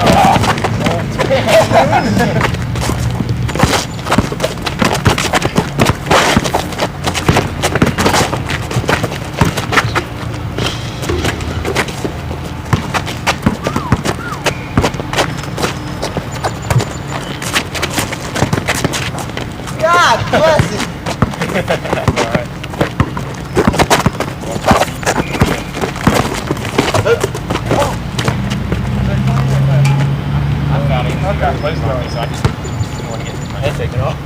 I didn't know you were going to bring it like that.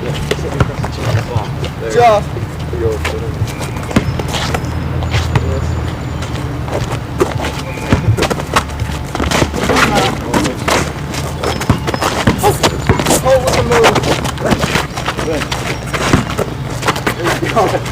Right here. You got me. I'm waiting for him to come over.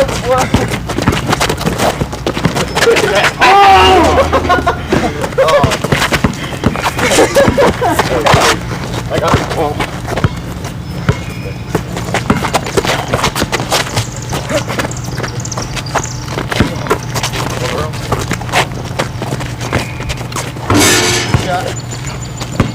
How'd that pass good something on there? Everyone was already up in the air. Exploded straight over.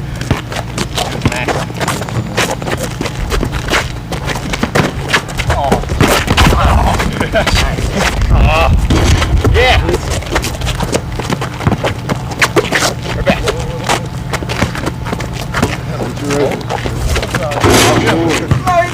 All day. He's still like this. Game, man. Yeah. How much time we got? Hey, what time is it? Y'all know? Cameraman knows. I got no watch. You ain't got time on the camera? Not the Hey, time. what time is it? Kelly, coming in. Oh. All right, call it out on the porch. Woo, the porch.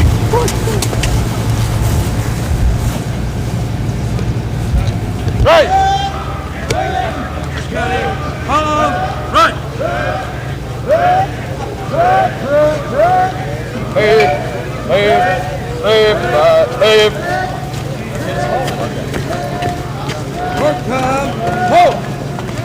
Company, ho! Ready, dress. Stand at ease. About standing in shape. The colors is going to be right here. The colors is going to march down in front. Stand up here, right? That's one to your right. Yeah, man, to make room for me. So I thought we'd start right up here. Yeah, So we just start off right wheel. Yeah, we're down. You guys know what you're doing? This is gonna be our first run through. Yes. This is your first run through for tomorrow? Yeah, so you might not want to record. Oh, let's just be the practice. That'll be fun. Oh, it'll be funny. You might hear some bad words. That's all right. Try it again, guys. We are Braxton County. We are Braxton County. And we like to party. And we like to party. Party harder. Party harder. Party all night long. Party all night long.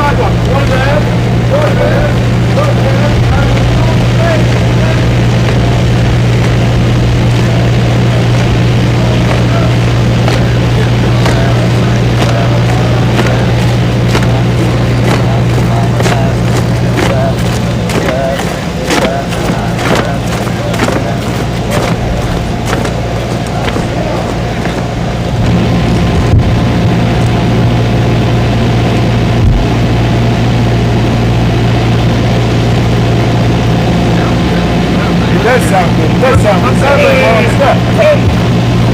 This is pretty good for like just getting started, man. Woo!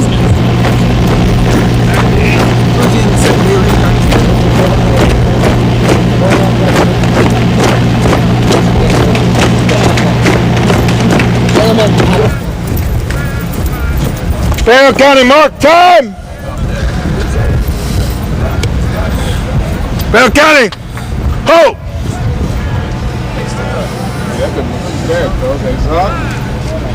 That look good? That looked real good, especially at Turner, man. That was pretty tight there. Barrow County, parade, rest! At ease. Give yourself a hand. Very good job, gentlemen. Alright, let's do that to the rear stuff, man. You know, hang on. You know that one over the pole? We all say, right.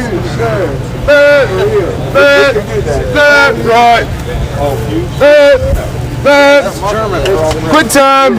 March. Get your dress and cover. Company. Halt. All right. Well, let me get this. Braxton County. Parade. Yes, San County. We're gonna go to the rear. Attention. That sounds disgusting. Parade. Rest. March. That is. All over the place. Just to the rear march. It's showing like way too much. How was that? Good job, guys. Good job, guys. I'll look up and see where you're at. Now, if you get your piece of scotch tape, go back there.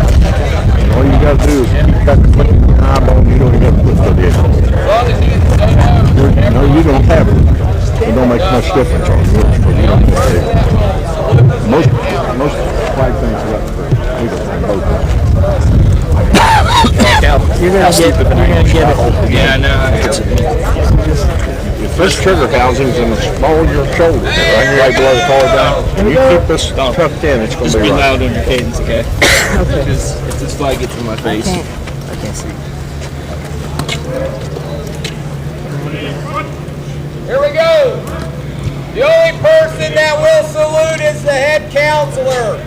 Whenever the boys' state gets down there in a group, you guys don't salute. The only person that salutes is the band's playing down there. You have the color. Are you interviewing them for the? We have metal for television. I interview these guys, ask them what. You enjoyed this experience? Yes, sir. What's been the most fun? Us. Color guard. Somehow I don't believe that. Why? I don't know. What's been the most fun for you? State police has been the funnest out there. Yeah. Color guard, everybody watching you. State police and color guard. You guys running for any offices? No, we're state police. We're all You're all state state police. So you are going to go into the. You thinking about going into the state police work? Yes, sir. Possibly Law future. Yes, sir. So you weren't kidding. You were going to this. Don't worry about this. This is fun. Not this favorite trooper. Ready? Just showing the road. More shine. Looks good. It really looks good, guys.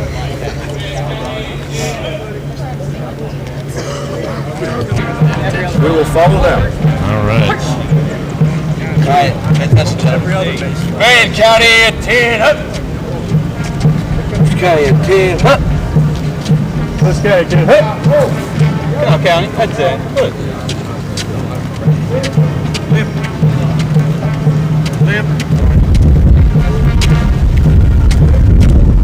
Pick up that pace drum. Left, right, left. This County, forward, hard. Call right, hard. Hey, County. Red. Come on, County. Come on, Red.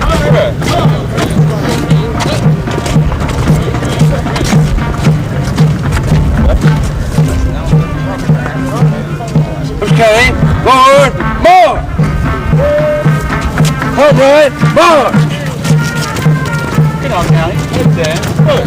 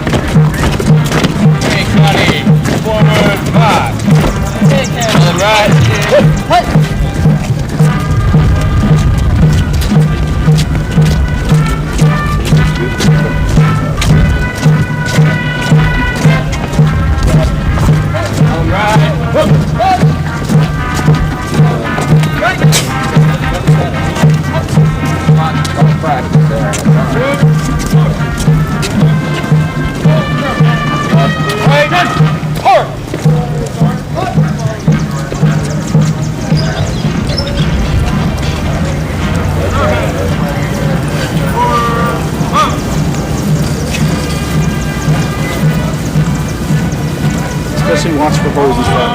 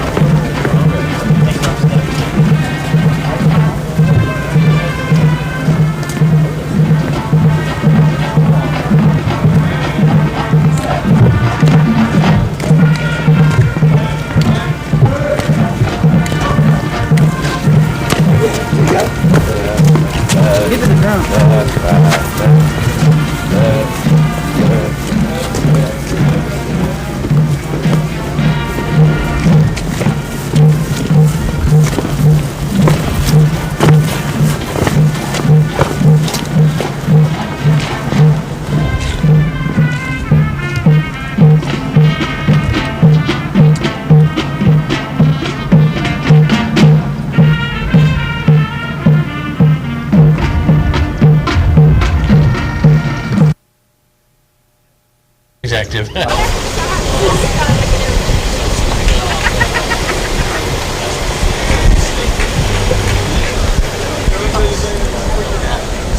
Dan's tape 1, marching Jackson Smith, 6'11", 03. Dan's tape.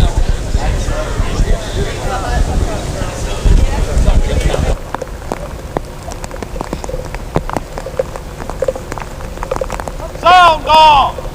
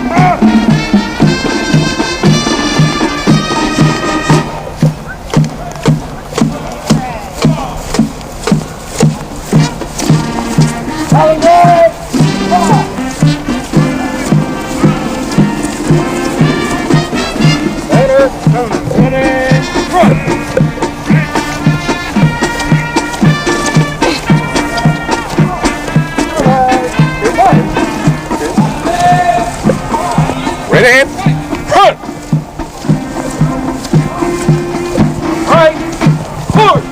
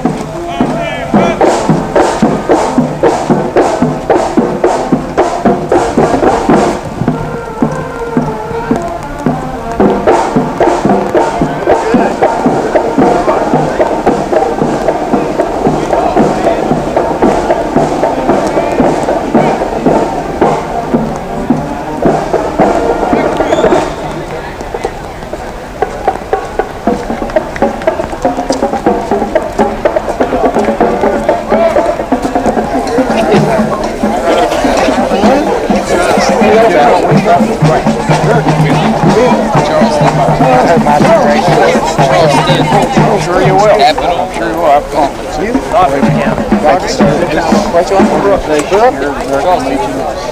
Charles. We're all from the same school. Three of us are. George Washington. I'm Bill Harris, Muscatine. Nice to meet you, Bill. I'm Austin. I am Morfield. Somebody in my cabin in St. Albans. Okay. Really nice football team. What's ours? Thank you, sir. That speaks highly. Sonny, 15 years. I don't think my test is I can't believe it. It's far away. Always have fun. This is second year. Come up here and do it makes me feel good. Yeah. Make sure we don't get in jail. Why didn't you tell me you was behind me? Okay, guys. He backed right over you. Fine group of troops here running. Yes, sir. Made Yes, sir. 9 round trips in Atlantic and ended up in Japan for the invasion. Fortunately, they dropped the A-bomb. We didn't have to do it. We escorted the second wave of occupation forces.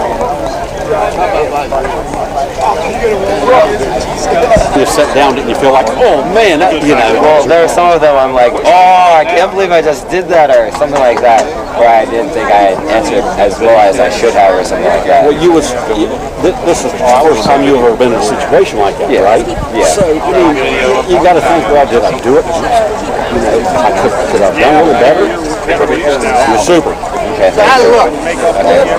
I gotta go figure out what I gotta do for this dinner thing, so yeah, I'll see you guys later. Bye.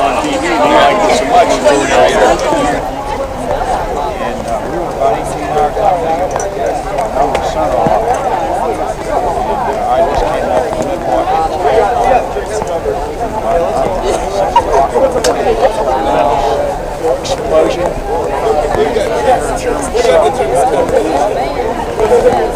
Sank one tank and damaged one of the ships. We ended up we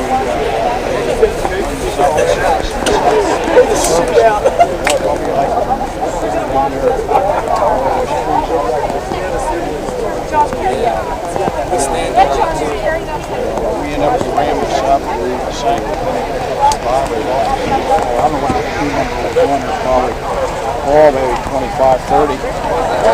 We picked up, one of our escort ships picked up 15 survivors, including the captain and the sub. We took them to Londonderry Island. That was our turnaround point. And we came over as quick as we could.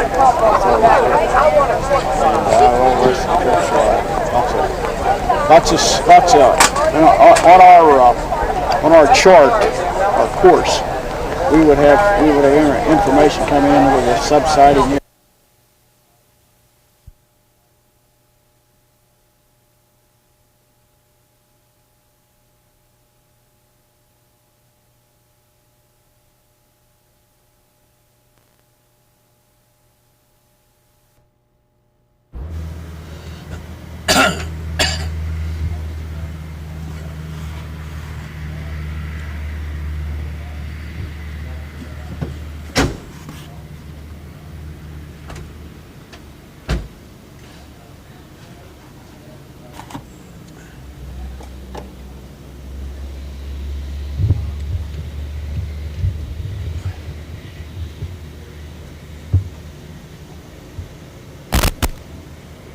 Clearly now, the countywide fire fee than to oppose one. Fire people vote. County volunteer fire department people usually they're involved in their community. If they're volunteer, listen to their voters. So they made it easy to implement a countywide fire fee. Doesn't take a genius to figure that out. But so we went through that process. We went through the court process. The court upheld, of course, the legality of that because the state statute allowed that. And now if you live in Upshur County, you're paying a $25 fire fee on your residence, and if you own a business, it's $50. And it goes to the benefits of the 7 volunteer fire departments in Upshur County. Anybody in here from Upshur County? There we go. Give up. Inform your county commissioners how well their county administrator did today. And he needs a raise, that's right. As the people behind us. And being a county administrator, I worked with 3 elected officials. Really, I worked for all the people, but I directed and report to 3 elected officials. It didn't take me long to learn how to count to 2, being a majority of 3.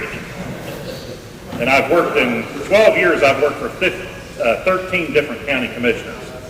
In Upshur County, we just had a county commissioner reelected for the first time outside of one individual, for the first time in 40 years. For some reason, Upshur County, the county commissioner is one term office many times. So, but many counties, they're returned over and over, so it just depends on the county. But the Constitution gives the county commission certain powers, but in each case, they're limited to the manner prescribed by law. The manner prescribed by law simply means provided by the acts of the legislature. And those have been upheld repeatedly in court systems, expressly conferred by the Constitution and the legislature, together with such reasonable and necessary implied in the full exercise of the duties to so expressly given. So if you have a duty that's expressly given in the Constitution or legislative statutes, then there's some implied actions, that necessary implied actions that can be taken to accomplish those. Many times the Constitution or the legislature will tell you what needs to be done. They won't give you every step on how to get there. You have to figure out sometimes it's A, B, C, and D to get to E. They may tell you A, they may tell you E, but you have to figure out B, C, and D, and that's where you get involved in the court system sometime if you overstep those bounds. But county commissions, through their clerks, through the county clerk's office, Mr. Paisley and other county clerks, the 55 county clerks in the state of West Virginia, they have the records of all the deeds and papers presented for the recording. And it says the same shall be preserved or otherwise disposed of in as the manner prescribed by law. On a regular basis, probably day in and day out, you'll have more contact, or you'll be involved with the county clerk's office more than some of the other offices. I can say that because the only assessor sitting behind me here now, so. But the county clerk's office, as they say, you know, they're there when you're born. That's where your birth certificate is. They're there when you die. That's when the death certificate is. And that's where your will is, so they're there after you die. That's where you go for probate. They, you know, your voter's registration and those type things, marriage license, are all through those offices. Now, you will have contact with other offices throughout your, you know, your adult life, so to speak. The assessor, he's going to make sure you get your assessment forms filled out so they can set values. I love assessors that say they do not raise taxes.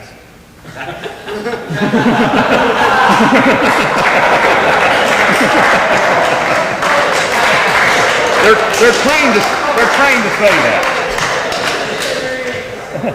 They're trained to say that. So anybody that's running for assessor up here in Boise State, you know, they're trained to say that.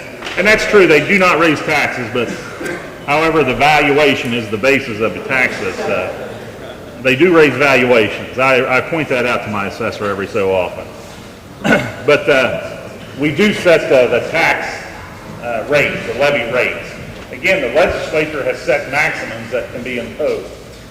14.3 cents per $100 of valuation for Class 1, 28.6 per $100 of valuation for Class 2 and Class 3 properties, 57.2 cents per $100 of valuation for Class 4. And, you know, and that just rolls over again based on valuation, and you've heard about the 60% of appraised value equals the assessed value and all that scenario. But again, the county commissions can only raise taxes up to the maximum prescribed by law, which is set by legislature. Many counties in the state of West Virginia are already at the maximum levy rates. You don't have anywhere to go to raise additional funds. As Mrs. Swisher was saying, we don't have anywhere to go to raise our prices. We're already at the maximum price. We can't raise more money. The only way we can generate more income to operate and provide the services and meet the needs of the citizens is by valuations, increased business opportunities for the county. And that's where county commissioners need to be spending a lot of their time, is in economic development, grants, writing grants and grant writing. And I do quite a bit of that as sometimes, but that's not their responsibility. Thus, it's not my responsibility. I can cooperate with other constitutional offices, but I cannot step in their territory. And the county clerk's office, you know, they're the chief electing official. If on election night or during the election process, the county commission wants to overstep those bounds and say, Mr. Parker, get down there and straighten out that county clerk. Well, that's not Mr. Parker's job. County clerk is an elected position, and due to respect of all other elected officials and the assessor. Okay. I just want you to understand the process that we go through in the legislature, and because it is very dynamic, it can be very fast, and our intent here is to teach you the legislative process because you are the future leaders of West Virginia, and as such, no matter what occupation you go into, you will have to have a dramatic comprehension of how a bill becomes a law.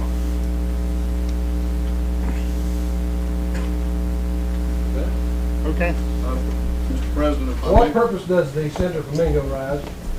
I would like to finish my statement, my opposition to the bill. My main opposition is that the... Well, wait a minute. I'm going to give you permission to speak. Oh, sorry, sir. Without objection. My main objection... If somebody had objected, they wouldn't allow him to speak. My main objection to the bill, other than the additional financial burden on the coal companies, is the fact that the sponsor of the bill is a weenie. I now yield the floor. Are there any other bills on third reading? No other bills on third reading. Bills on second reading? No bills on second reading. Bills on first reading? Senate Bill 542, relating to state public health system, local boards of health, their purposes, definitions, powers, and duties of secretary, rules, state health officer. Then the majority leader would stand, and I would recognize him, and the majority leader would say, Mr. President, I move with unanimous consent to the Senate that the bill be moved to first reading, and then it will be referred to committee. Any more bills on first reading? No bills on first reading. Introduction of guests. 2 times you might notice there on that we have introduction of guests. Pretty important, or they wouldn't have put it in there twice. And it's part of the political concept of the Senate. Remarks by members. This is the point at the close of the session where any member can rise and speak on any topic he or she wants to. If you want to get up and talk about a peace treaty or something that the Congress is doing, if you want to get up and bust the governor or support the governor or whatever you want to do, you can do that. Mr. President, For what purpose does the senator from, what county you want to be? Ohio County rise? Mr. President, I would like to return to a previous order of business, the purpose of introduction of guests. Without objection, so ordered. Okay, Mr. President, my distinguished colleagues and I are fortunate enough today that the gentleman who offered prayer today is the Reverend Ronald Baker from Philadelphia in Ohio County. He is, and then I would go on to explain who he is and how I come to know this gentleman, and I could do that for anybody. It's just part of the process, and it's considered an honor to be introduced in the Senate or in the House in that way by your elected representative. Then, when this concludes, are there any other remarks? Other remarks? You want to make a remark? Go on. You go on wherever you would go back to the point of business. You would pick the point of business and go on down through that same list of the order of business. But then the majority leader would stand and for what purpose is majority leader Senator from Mingo rise? The Senator from Mingo rises to again object to this last gentleman's remarks because he too is a little weenie. I conclude my remarks. I would just probably have had time to get the Sergeant Arms and have you dragged out of the chamber. One of the functions of Sergeant Arms I might mention is that he has the power to serve subpoenas to members of the legislature who are out of the state when they're in session. You might recall something about in Texas where half the legislature went to Oklahoma to avoid voting on an issue, and they sent the state police together. The only problem is the state police in Texas doesn't have any power in Oklahoma. But in West Virginia, they could come and take you under custody and bring you to the legislature and make you vote. That's one of the powers. I don't know if it's ever been used, but it is a power. We were worried this morning that that's where some of you guys went. We couldn't find it. So go through the remarks. As I would say, we go through remarks. Then the last order of business would be the 13th order of business, miscellaneous business.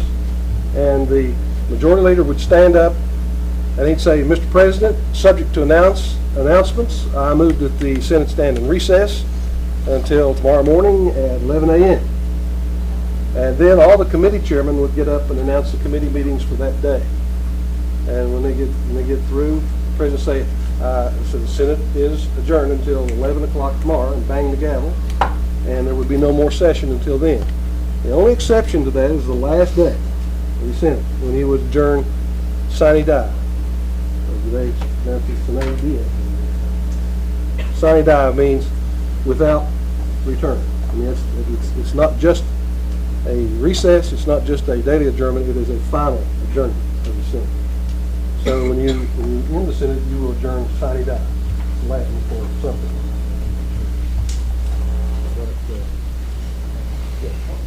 One additional point is we were going through some of that. Keep in mind, particularly if you are the either speaker or president, there is an authority. If you choose not to recognize them, you can go on with whatever you were going to go on with, and they're left standing. And they can't speak to the issue. They're stuck. It's a risky move to make, because remember, you have to come back and be elected Senate President or House Speaker again, and those kinds of moves don't always weigh well with peers. They can be done.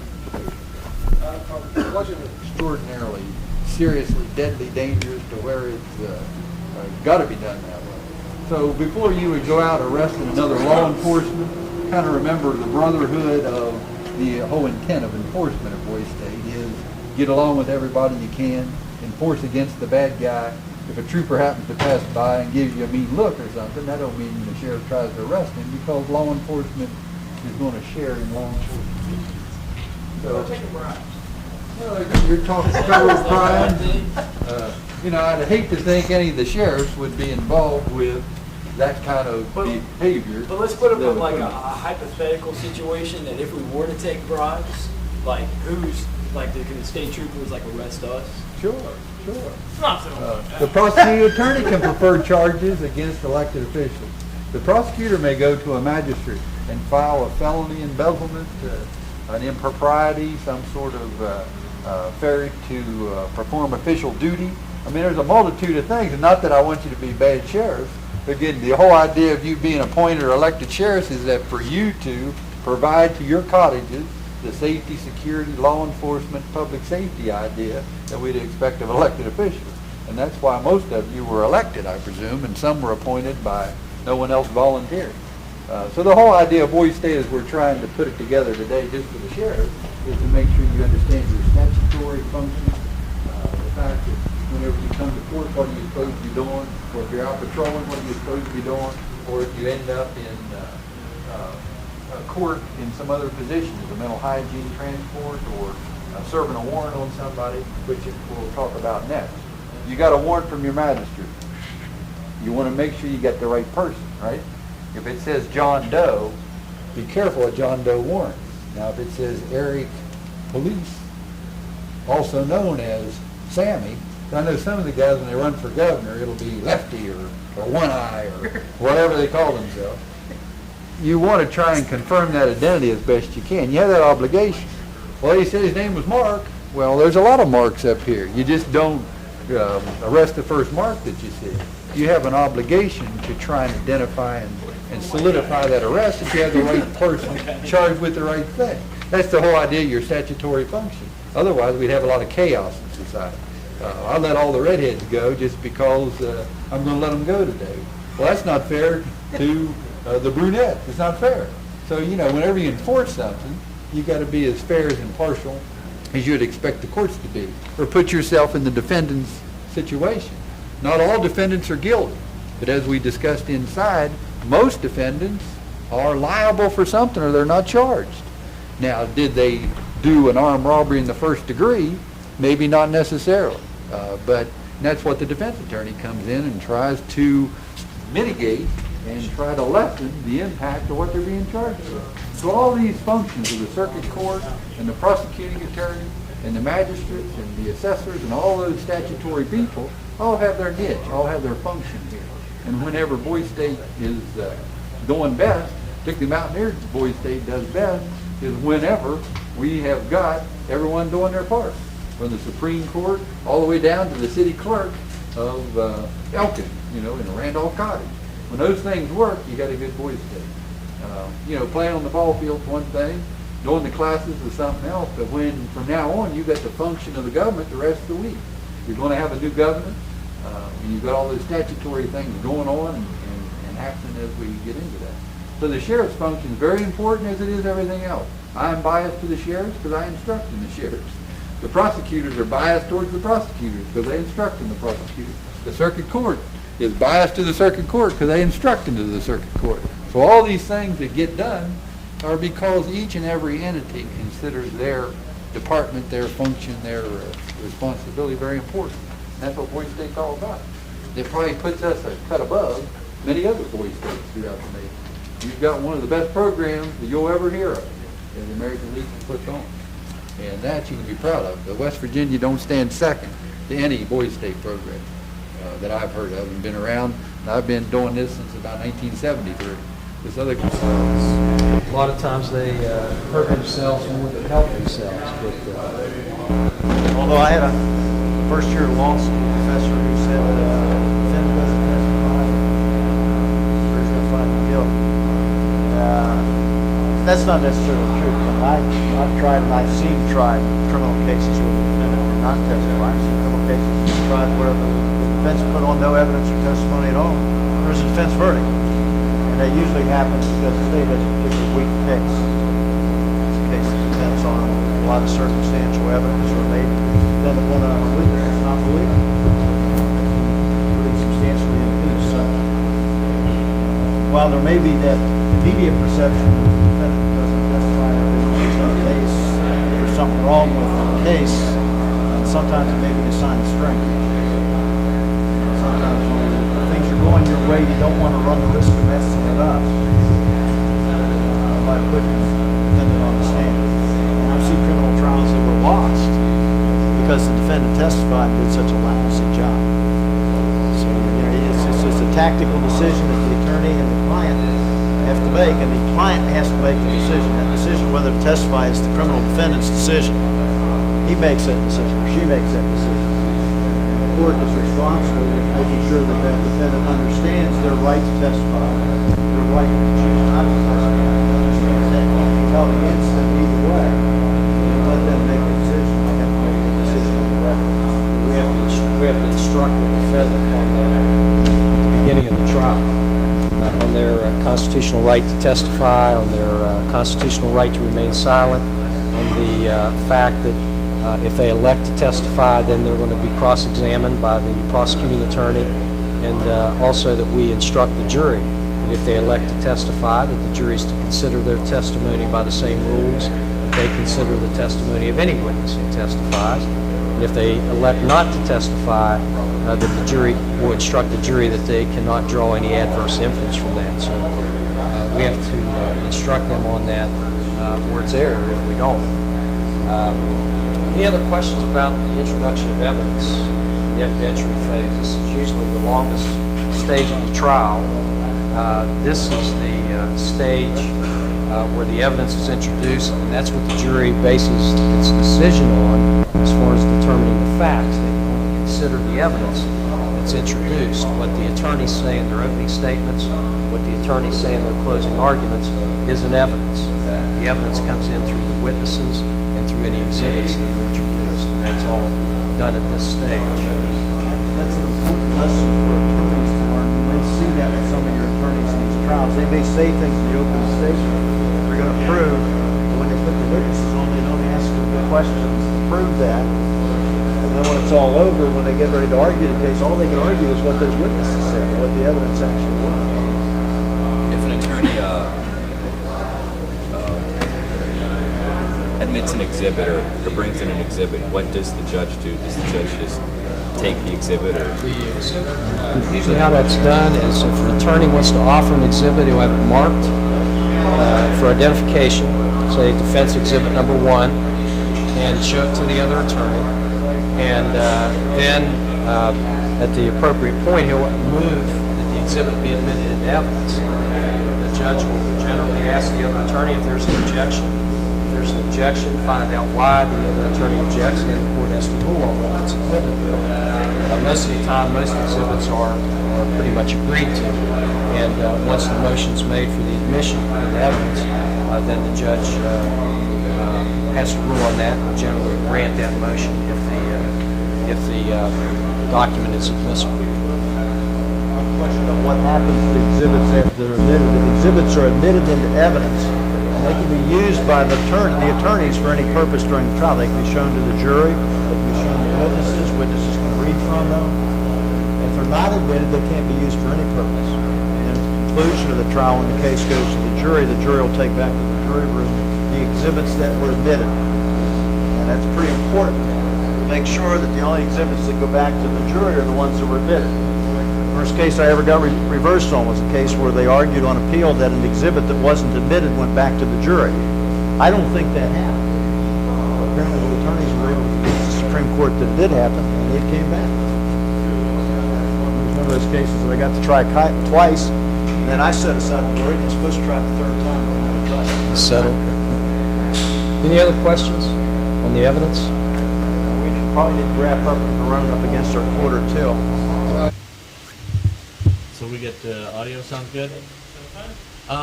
First off, just so we super you correctly and everything, tell me your name as you want it supered in your title. My name is Bob Wines. I'm Operations Director of Mountaineer Boys State. And spell it out just in case whoever types it in is a Sure. The last name's Wines, W-I-N-E-S, just like the wine you drink with an S on the end.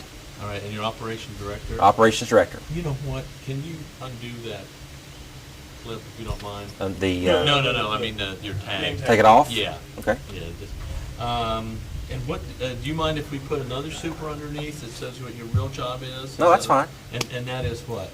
My title is Creative Services Director for the West Virginia Division of Natural Resources. Natural Resources. Okay. Well, let's begin with. Tell us what the overall purpose is of Boys State. Well, Boys State is an opportunity to expose the brightest young men in West Virginia to state government and how it works on a daily basis and how it affects them as citizens of this state. We bring these young men together, just completed their junior year of high school. They're in the top percentile of their class. They're all very bright and eager to learn about West Virginia and its government and how it works on a daily basis. So that's really the focus, the original focus and the continuing focus of the program now for 66 years.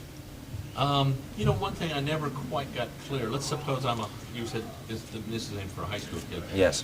What would be the steps if I were interested, if I were a high school junior or something, and I wanted to go to Boys State?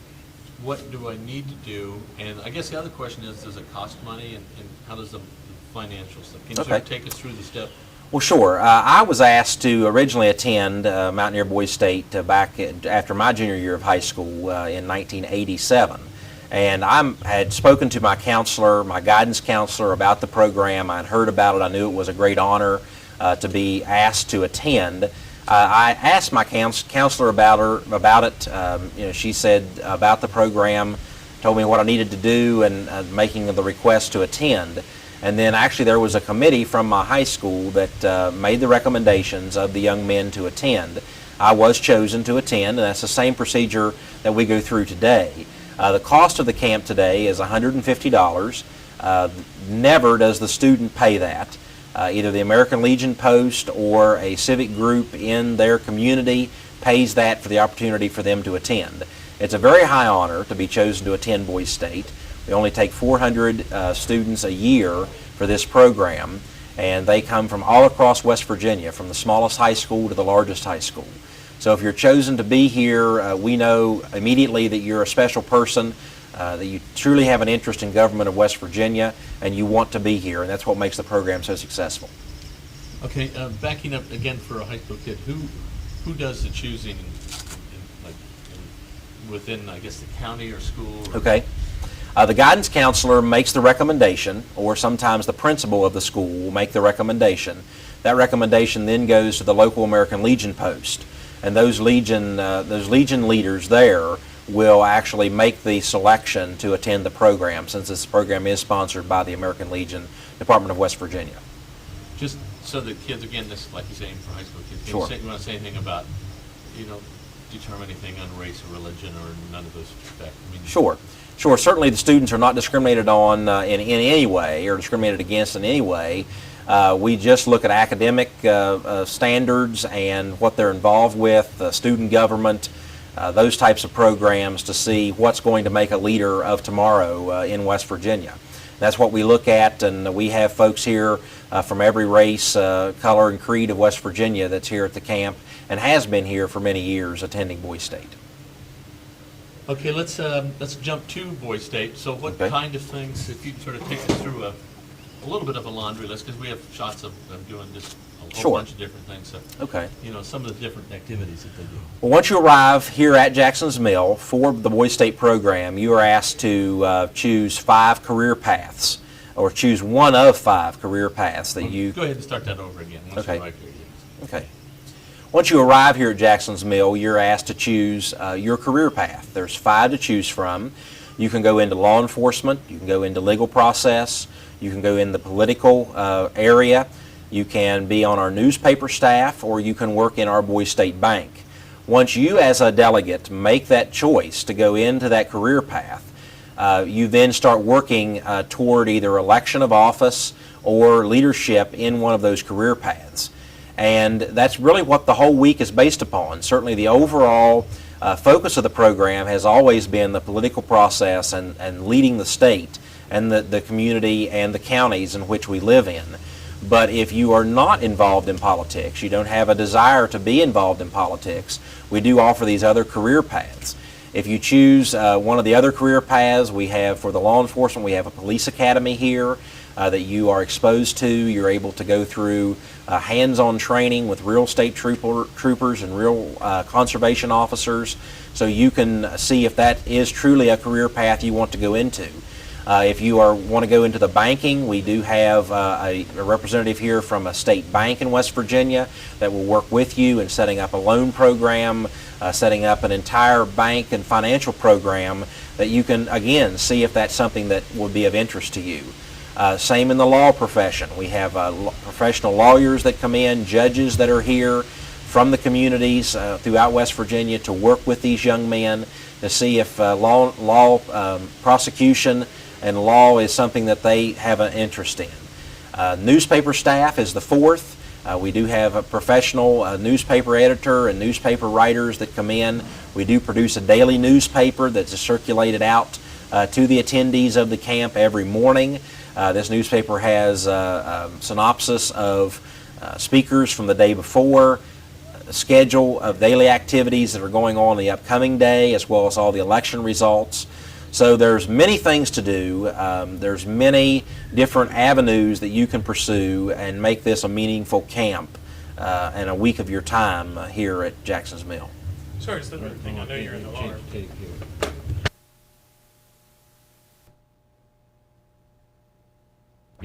Assuming you have been asked. Well, Mountaineer Boys State is an opportunity for the young men of West Virginia to get involved with the government that governs them. And I believe that if you are there as a high school junior, you're seeing a little bit about West Virginia, you want to know more about their government, the government that governs them, then Mountaineer Boys State is where you need to try to visit and to be a citizen here. Our program really gets you involved and gets more in depth with how these programs work, so you better understand the legislature, the budget process, how a bill becomes law, many things that affect us on a daily basis, from speed limits to sales tax.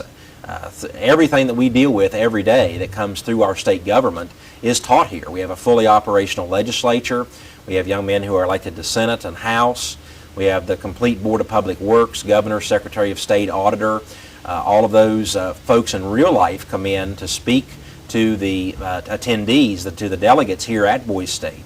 But in addition to that, you are elected and you fill those shoes. You are there for a day, for a week, working to see what actually goes on in the governor's office or in the state auditor's office or as a House or Senate member. So the government is something that affects us on a daily basis, and this is a place where you can get more involved with that government. Let me ask you, did you participate in Boy State Singer? Can you tell us about your Sure. experience? I was here as chosen to be a delegate in 1987 from Buchanan Upshur High School in Upshur County, and I was in Gilmer Cottage. We had about 30-some citizens in my cottage at that time. I was elected for the House of Delegates, and I was also elected my county sheriff in my cottage. And really got involved. It really sparked an interest in me that I didn't realize that was there. Before attending Boys State, I really didn't take schooling seriously.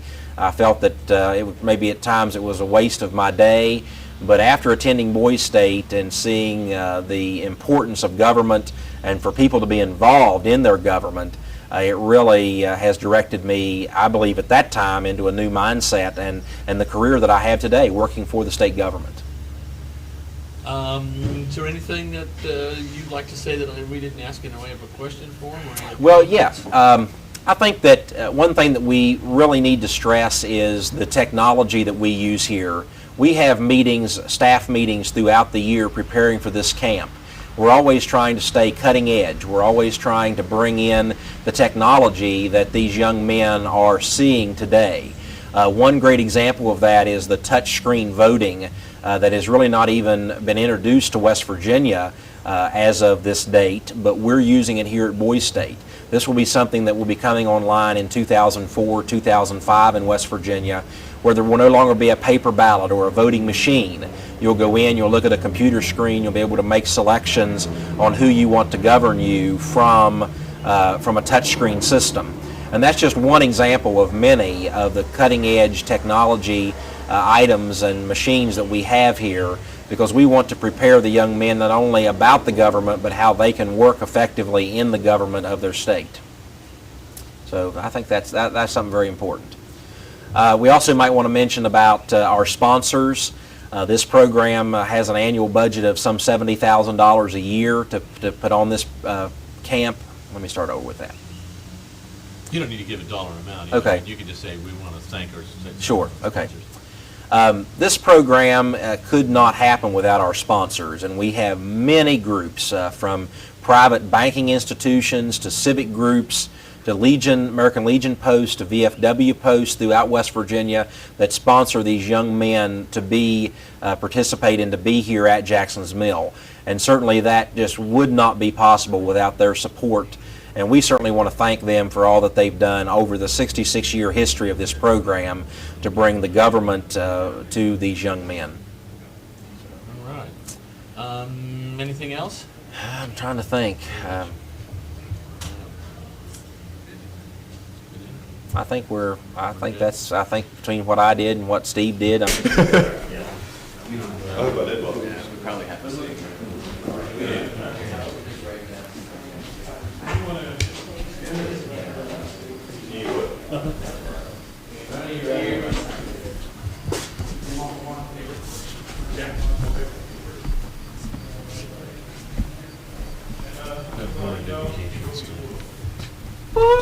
So that we get, go ahead and sit back, so that we can get your correct name and the spelling. Can you tell me your name and spell it for us, in case we super it? James Edward Degg. Last name spelled D-A-G-U-E. And it's pronounced Degg? Degg. Just put a D in front of an egg. Degg. Yeah. But it's spelled D-A-G-U-E. Alrighty. And what's your position here at Boys State? I'm legislative coordinator. And what do you do as I say, in real life? What? I am involved in an organization called Civitan, and I volunteer with the West Virginia House of Delegates. So if we put a super that puts your name and then like what your job is, we put. Are we on camera? Yeah, I'm just recording it for that as a background. Okay. Just under my name, just put James Edward Day, Philadelphia, West Virginia. Philadelphia, Yeah, West Virginia. right. Okay, let's go to Boy State. Can you tell us sort of what I ask everybody this, what are the goals, you might say, and the objectives, the purpose for Boy State, and assume that we're talking to high school kids, maybe they've never heard of Boy State before. Okay. And also, I don't want to use my question, so if you can incorporate, say, Boy State is, or... Okay. Boy State is a conference on government to teach the principles of democracy, leadership, and the structure of state government to the youth of the state of West Virginia. The primary purpose is no matter what occupation a person has in the future, 20, 30 years from now, they must understand or have a basic comprehension of the structure and functions of how government works. Because regardless of occupation, you will have to deal with with government at some level. That's the best answer I've heard yet. Hold on. Tell me, if you could put it into a perspective of a high school student, or maybe even when you first came here, what was it that you personally got out of it? And if you tell us back when I first came here, or... I have always been interested in the legislative process, and I was elected to the Boy State Senate and enjoyed parliamentary procedure and studying and participating in parliamentary procedure. One of the best things that Boy State does is brings the actual state officials from the state level, from the county level, and the local level to come in and teach the youth and the next generation what participation in government is all about. In other words, we elect a Boy State governor, but the governor of the state of West Virginia also attends. And it's interesting to see that level of government and that participation, because the elected officials in the state of West Virginia realize that this is the cream of the crop of the state, academically and educationally, and they will be the future leaders of the next generation.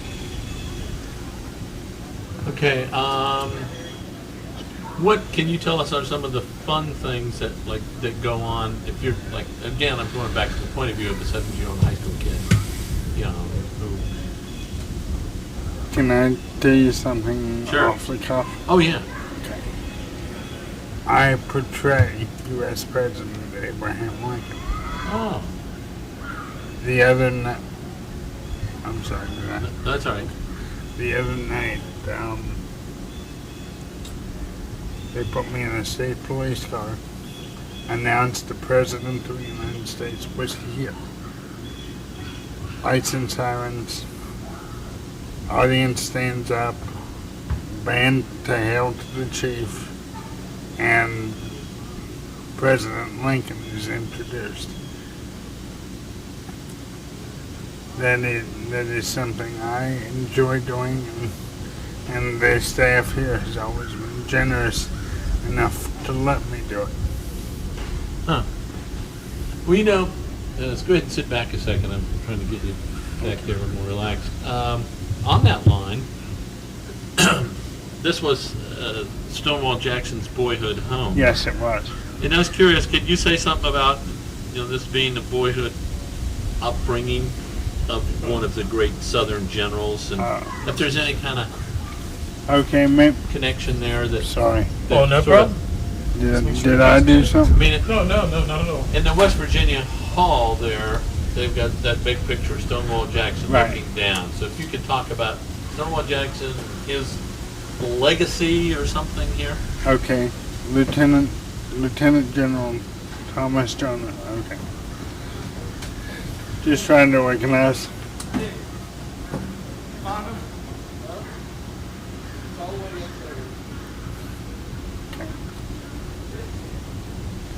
Go ahead. Jackson's Mill State 4-H and Conference Center is the boyhood home of Lieutenant General Thomas Jonathan Stonewall Jackson.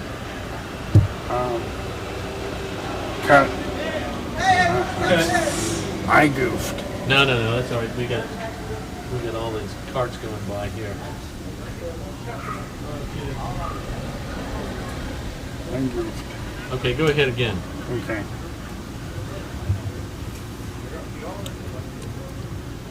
Stonewall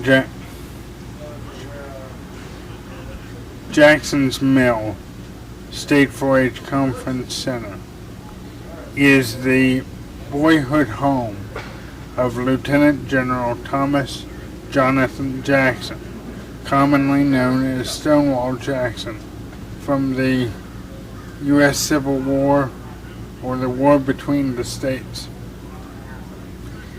He fought on the Confederacy side, and he was born locally and raised by his uncle on this farm. Likewise, from the U.S. Civil War, each year at Boy State I have the honor of portraying U.S. President Abraham Lincoln. And so that gives a touch of history and a class of respect for those who have gone on before us, to teach the next generation of Americans. You know, this is sort of important. I'm going to go back to just tying in with Stonewall Jackson. He was a teacher, I believe, at Virginia Military Institute. VMI. Yeah, I was just trying to get. What would you say Stonewall Jackson's reaction would be to the notion of Boy State? And can you address that? Just, I'm trying to get. I've got that picture of Stonewall Jackson over, but I keep wanting to kind of. Can you sit back again though? Okay. I'm not a Jackson historian or anything. Historian.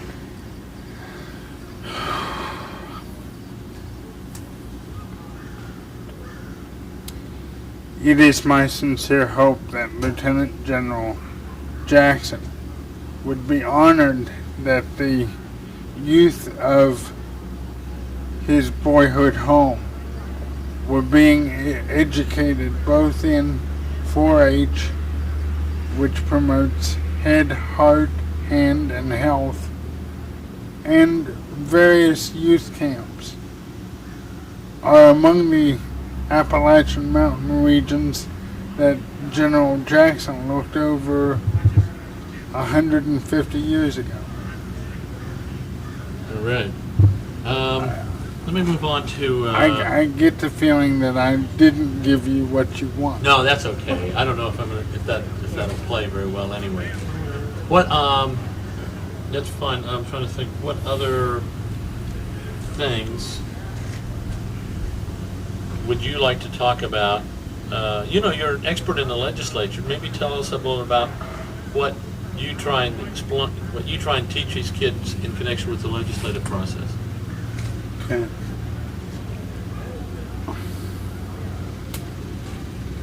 Our objective in working with the legislature is to give them an understanding of how a bill becomes a law, how a bill goes from an idea to a proposal, and then it has to be introduced in the House on first, second, and third reading, passed in the House, and then handed over to the Senate, introduced in the Senate on first, second, and third reading, hopefully passed in the Senate.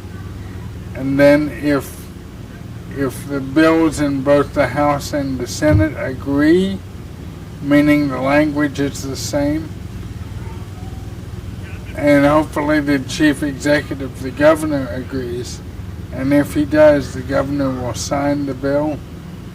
And our objective in the Boise State Legislature is to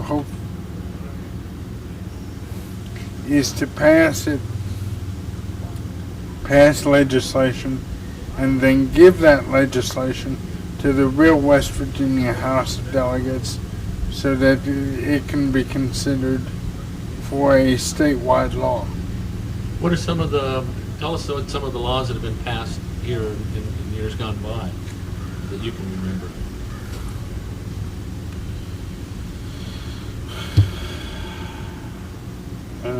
What? If you don't remember, what about famous, well-known people who have been in Boise State? I said Bill Clinton and Governor White. Can you run through a laundry list? Or?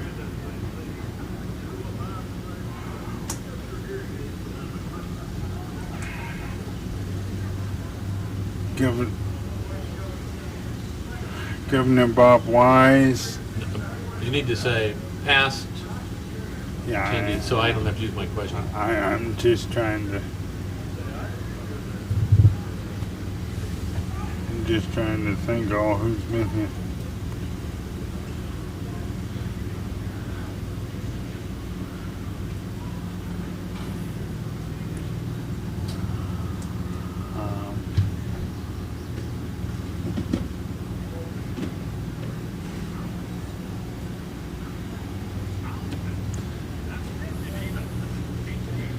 Past participants of Boise State would include West Virginia Governor Bob Wise and State Senate President Earl Ray Tomlin, who are now in leadership positions and are practicing the principles taught in this generation.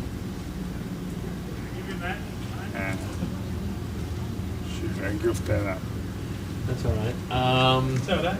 Huh? That's all right. No problem. What? You have any other comments about Boise State? And anything you want to include that I didn't talk about?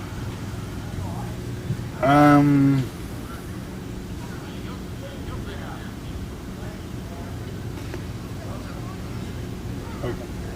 John, let me ask you. I was going to say, tell them about the handsome debonair gentleman that sent you to Boise State. Did you tell them about your Abe Lincoln thing? Yeah. Yeah. Great. Yeah.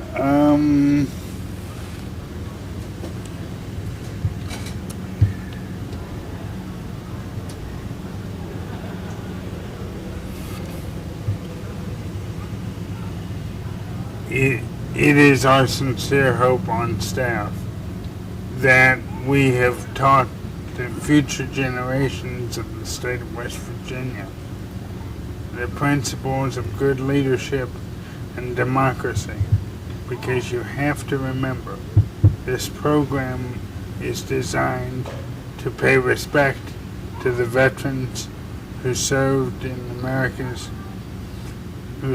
the American military. And without them, we wouldn't be here. That was the foundation of the camp, and I would hope that future generations, 50 years from now, will always pay respect.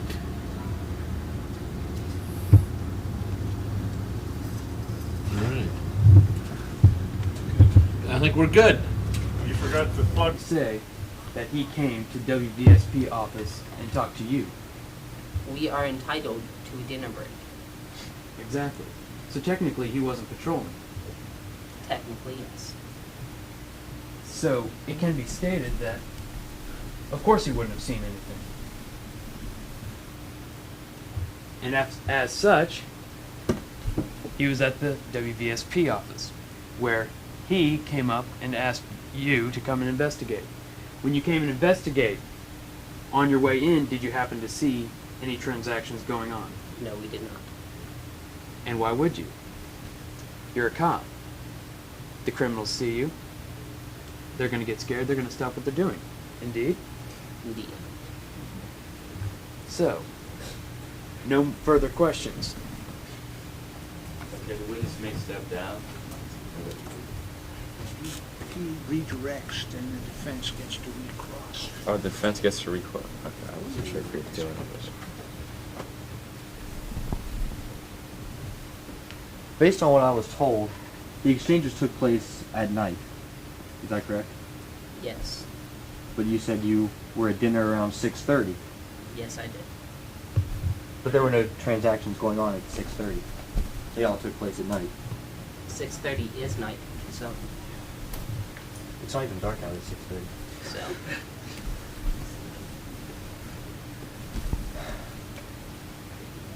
That's all I have.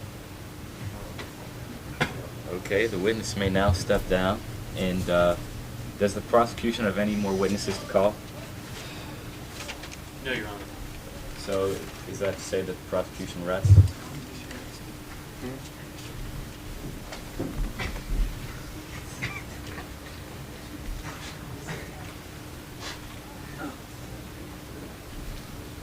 All right, the prosecution rests. Okay, the defense may start calling their first witness. I would like to call my first witness, Skylar McGee.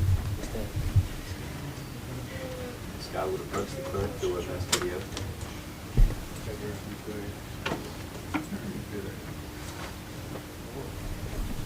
Please raise your right hand, left hand on the Bible. Do you solemnly swear that the testimony you are about to give in this case, now on trial, will be the truth, the whole truth, and nothing but the truth, as you have been informed? So help you God. I do.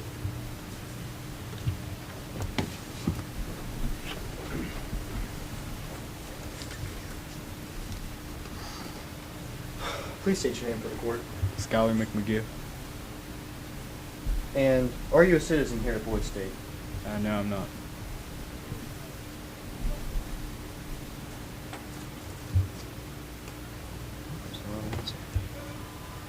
Okay. And it is to my knowledge that you drove his car to his brother's house for what reason? To get a duffel bag that had some toiletries in it. Were there also shirts in the duffel bag? Yes. And who did you obtain this from? I obtained it from his brother. I would like to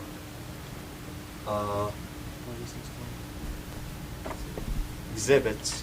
I'd like to give you this exhibit of the shirts he picked up from the brother. Okay, if the prosecution has no objection, then we can. The brother of the defendant. Why did Jesse's brother have shirts? Because some of his friends had gone to Boyd State before he also not. And did you men plan to sell those t-shirts down here to make a profit? Yeah. Could that be what the transactions were every night? Yeah. Now, when you came back, did you look inside the bag? No.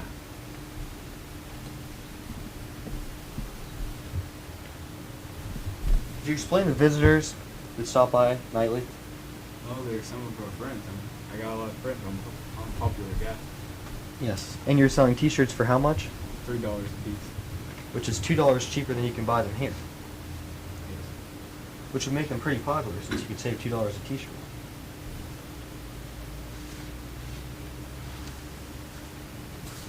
Objection, leading.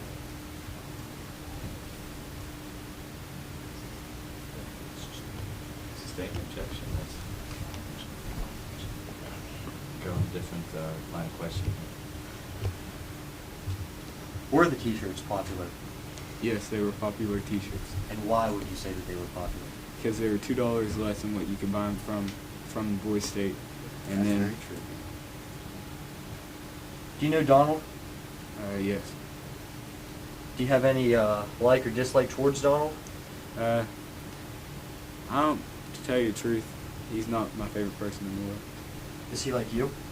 I'm not sure. I haven't really talked to him about it. You think you don't like him because he turned you in? Maybe that, a little bit, definitely.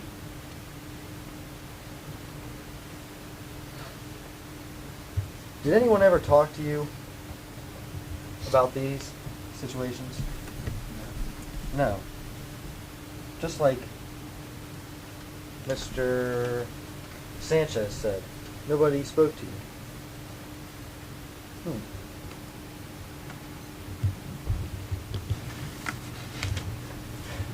Okay, the prosecution may cross-examine. Scholar McMagoo. McMagoo. How long have you been doing this t-shirt selling scam? It's been just a few days. Just a few days. So, at $3 a shirt, you say? Would that mean you've sold 10 shirts? If you are splitting, of course, splitting the costs with the other defendant. Oh, yeah. All right. Now, you leave every morning and come back in the afternoon, and you just sit in front of Randolph and you sell t-shirts. But the thing is, you don't sell t-shirts. No, I sell t-shirts. You do sell t-shirts.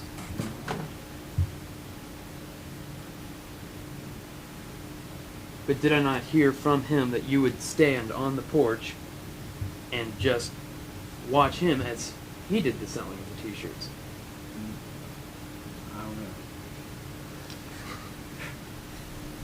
And what about him would make you want to do this transportation for his brother?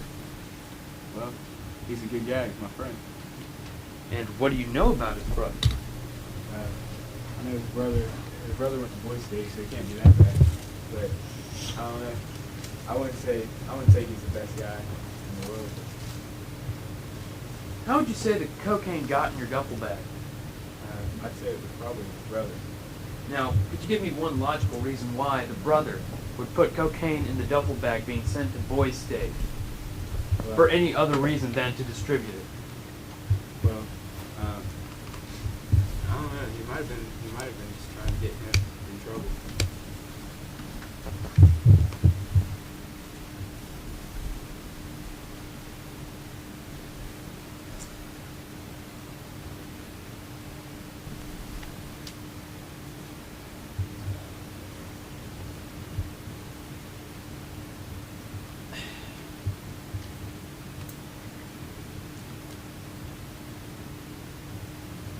Scholar McMagoo, are you a citizen of Mountaineer Boise State? No, I'm not. Then what right do you have being here at all? Well, I'm going to sell t-shirts. I mean, nobody stopped me. So. How long have you known Jesse Terrell? About 7 years. Have you known him to do anything out of conduct? No, he's a good kid. Just a good kid. Yet he sells t-shirts legally. Now, you delivered his toiletries on day one of your trips, yet somehow they managed to stay in the duffel bag for 2 days until Tuesday when, of course, it was confiscated. So I have no reason to believe that the toiletries would ever make it to Jesse Terrell. And as such, neither would the t-shirts. And if you're going to sell t-shirts to people one night, and you're going to have to get them from somewhere, you're going to have to get them from your supply. Ask a question at some point in this.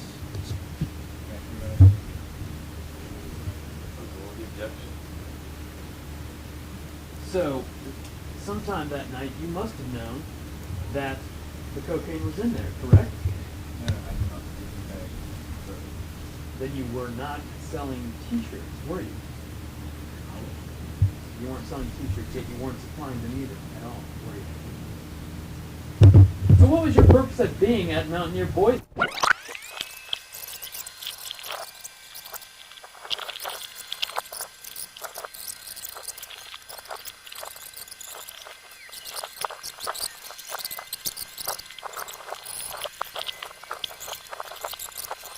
Most important events in my life. I was here as a Boise State citizen, ran for governor and lost, but always remember the fellow who won, because his slogan was education is our only passport from poverty. He was right then, he's right 30 years later. All right. right, real quickly, what does Boise State mean to people? Boise State is an incredible training ground for the leaders of our state because what it does is bring young men here. They have a chance to go through the democratic process. I know that for me, it really started my thought processes going. All right.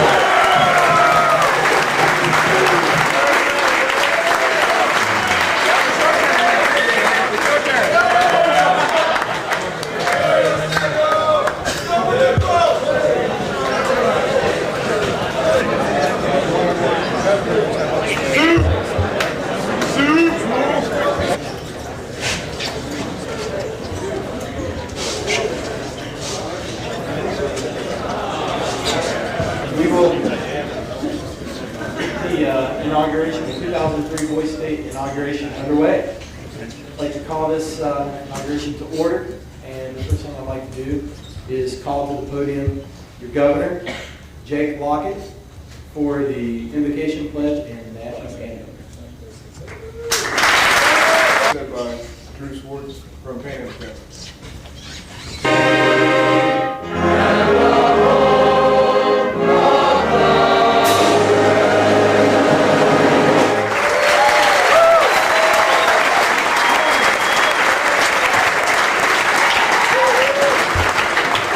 Get into the heart of the program, I'd like to take a moment to recognize today. I would like all the members of the American Legion, the Legionnaires that are here, please stand and be recognized by everyone here for your service to your country during wartime, peacetime, and what you do now with the American Legion and with the American Legion out of Boise State.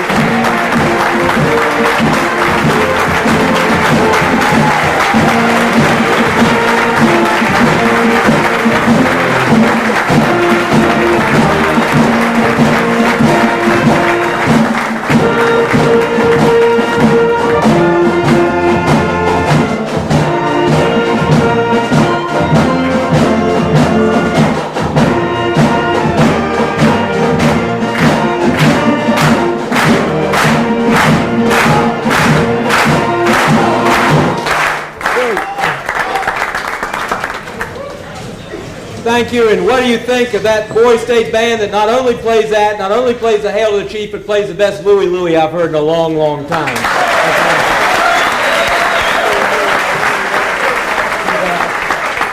And I got to say, where did Larry go? I thought I was a good clogger, but I mean, buddy, you got me beat always to Sunday. I need to take lessons. Now, I want to know, I don't know whether it's a tired group or not, are there any nationalists around here?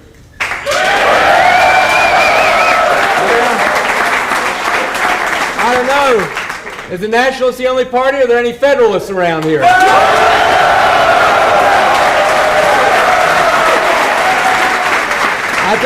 I think we got two good parties here, and I want to join as well in thanking the American Legion for this activity. I had the chance to sit where you're sitting. I wish it had been 1990, Jason. More than a few years ago, and it happened to be one of the, I think, shaping events of my life, the week that was here, and it was made possible by the American Legion. And so I want to thank them because we are able to sit here today in free and open assembly. And we're able to do that and to say what we want. We're conducting elections. There are debates, elections, courts, legislative assemblies. And as men and women across our state and our nation will be in a number of assemblies like this in various ways, in their churches and in their city councils and in their civic groups. We're able to do that because we're under the protection of the men and women who wear the uniform of the United States military. And those are the men and women who have, in the American Legion, are those who have served, that aren't in the history books, but yet were fought for freedom's sake. These are the men and women that have made it possible for us to be here. And so I want to thank, once again, the American Legion very much, because you indeed have served your nation more than once. You served, yes, in uniform, and you serve to protect our nation, but through activities like this, you constantly serve our nation and keep democracy alive. Thank you very, very much.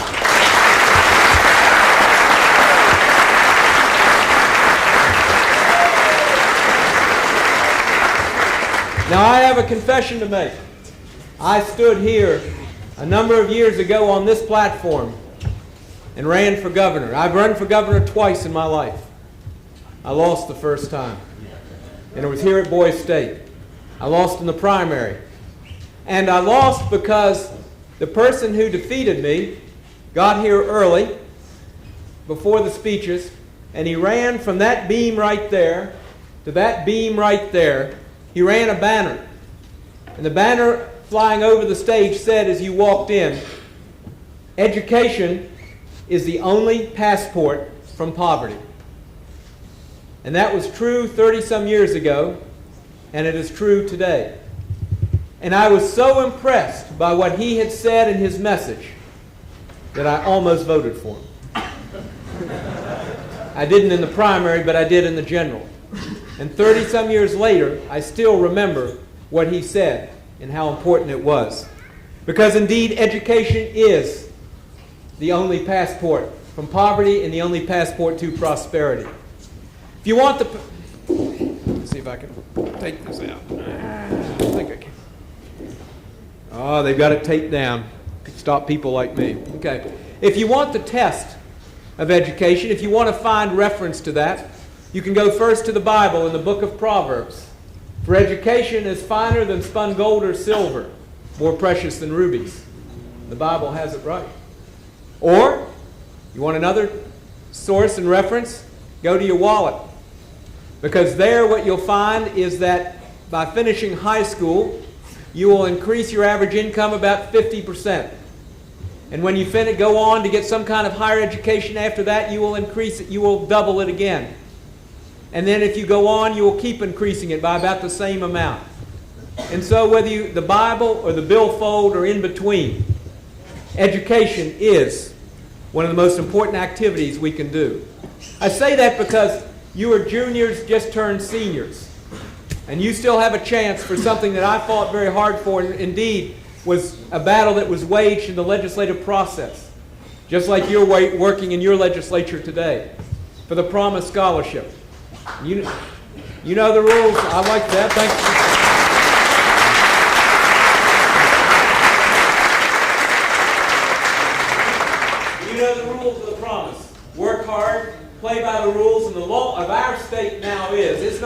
question of if anymore, you will receive a scholarship for tuition and fees to any West Virginia institution of higher education, public or private. That is a promise.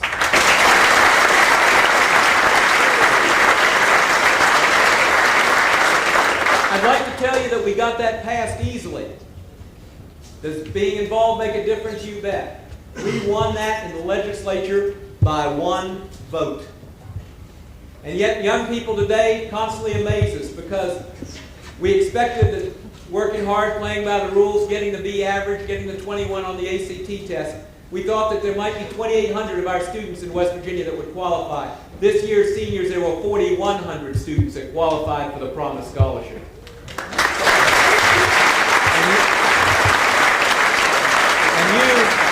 And you are eligible for the next group. Now, the importance of the promise is more than just a scholarship. Yes, it's designed to encourage you to study harder. You probably noticed that. But at the same time, it's designed to also do something else for our state. You are the future of our state. You are our present and our future. And there's something that burns in the hearts of every one of your parents and grandparents, anybody who's a parent in West Virginia, and that is that you will have the opportunities to grow up and make your living and life in West Virginia. That's the purpose of the promise. And does it have an impact? Yes. Because 73% of those who go to a West Virginia institution of higher education are going to stay in the state of West Virginia. And so we believe that helps keep you at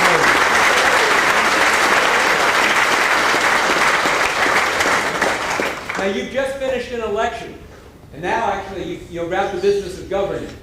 But how you ran your election will often determine how well you govern as well. Because how you won your election, in winning your election, you first have to put out ideas, your platforms. You have to get others enthused about your ideas. You have to build coalitions and organize to make those ideas become real and to be able to get elected. And so that's what an election is about.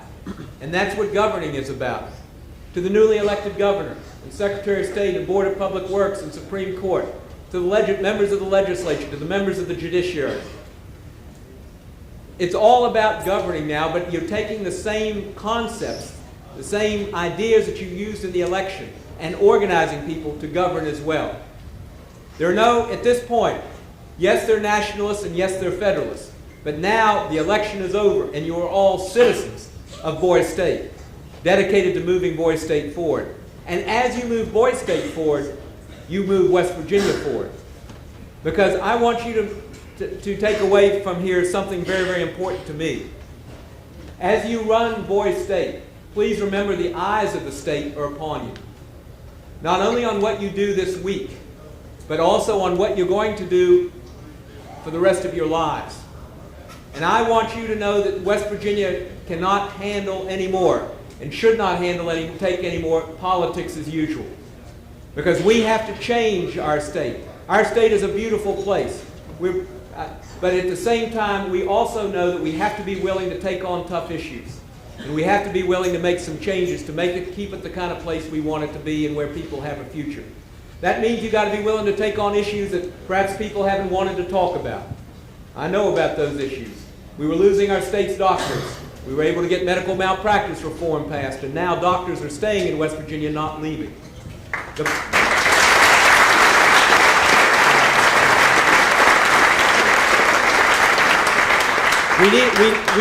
We needed to make sure that education was key. And so that's why we got the Promise Scholarship passed, and it wasn't easy. Ramey Barker knows well, who's so active and involved in the West Virginia State Senate. We passed the State Senate by 1 vote. And so the importance of working hard. We know in economic development, we've got to create jobs. And so we were able to get past, I like to say, if you've got a book about West Virginia that's more than a year old that talks about how to create jobs, throw it out. Because it's obsolete. We've changed it. We've rewritten all the tax incentives that make it more attractive so that business will locate and stay here. We've got new financing. Some of you are going to start businesses in a few years. And we've got we didn't have any venture capital before, money that you could get to start a business. Today we've got $100 million. We didn't have a number of other measures either. Today we do. We've got a lot more tools in the toolkit. And we're taking on other problems too, workers' compensation. Right now there's another session of the legislature meeting. Ramey, my bet is this one's going a little smoother than that one, I'm not sure. But there's another session of the legislature that's meeting right now. And we're taking on two of the toughest issues, and it's all about job creation. The first is workers' compensation, to make sure that injured workers are able to get checks in 2 years. If this doesn't pass, the fund will go bankrupt, they won't be able to. And that's important for businesses too, because they need to be able to make sure their workers are taken care of. But the other is about getting the Economic Development Grant Commission approved. And that's about starting up to $1 billion of investment in creating thousands of permanent new jobs, jobs that you, when you finish school, will be filling. That's why this is an important...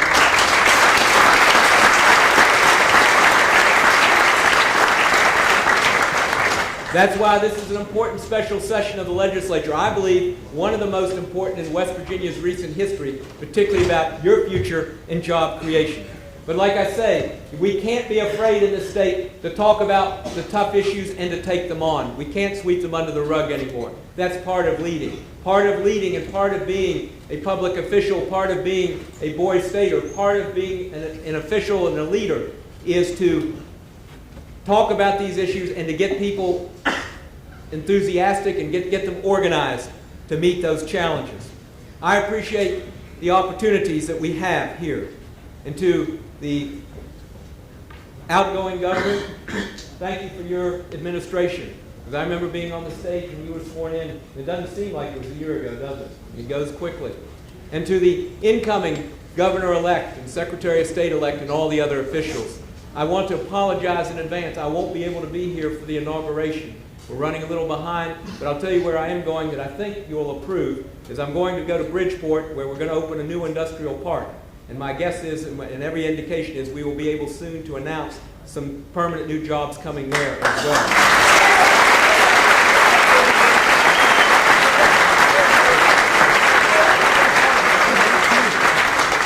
But now, I want to make a pitch, an appeal to you. I want you to be thinking about West Virginia and what you can do for our state. And I want you to be thinking about staying here. Because yes, I realize that some are saying, well, there aren't opportunities here. I'm going to submit to you that we have more opportunities for young people than almost any place else. You know, it's interesting in our state, we have the highest median age of citizens in the country. And yet at the same time, we have one of the youngest, if not the youngest governor's administration in the country. I'm proud to work with people like Jason Piscitelli. And Jason is going to be a leader in our state as he's working right outside my office right now in the Capitol. But I think you also ought to know we have the youngest chief of staff in the country. We have the youngest press secretary. We have the youngest communications director. We have the youngest secretary of the Division of Environmental Protection, one of the most critical positions in the state. In a number of other areas where we have some of the youngest, if not the youngest, officials in the country.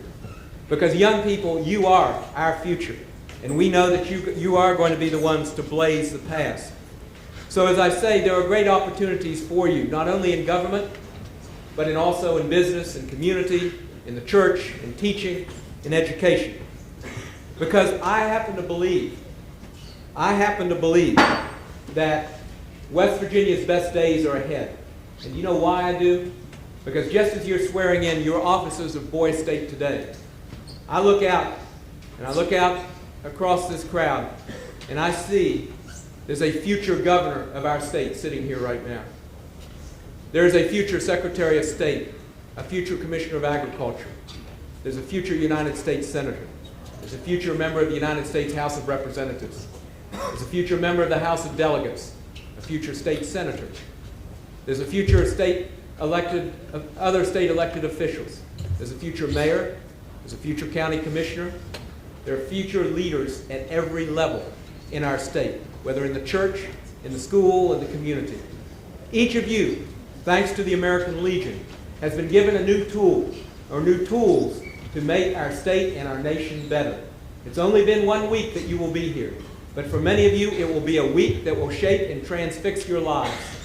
And so I look across Boy State today, and I see a bright future for Boy State.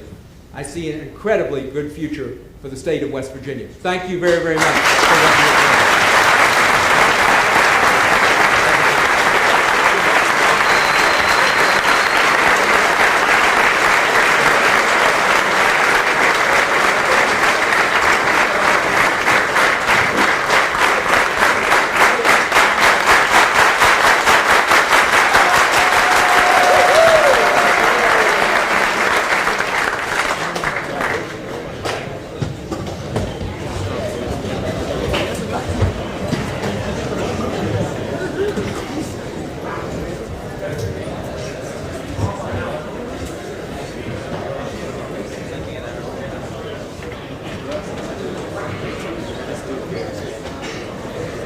think we owe Governor Wise another round of applause for taking time out of his schedule to come and be with us today.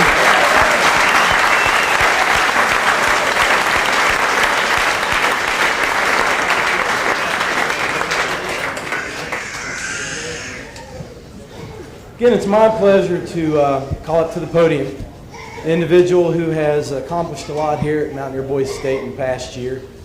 You've seen him all week.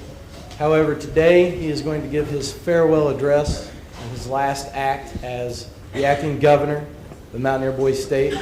So at this time, I'd like to call to the podium for the last time, Governor Jake Lockett.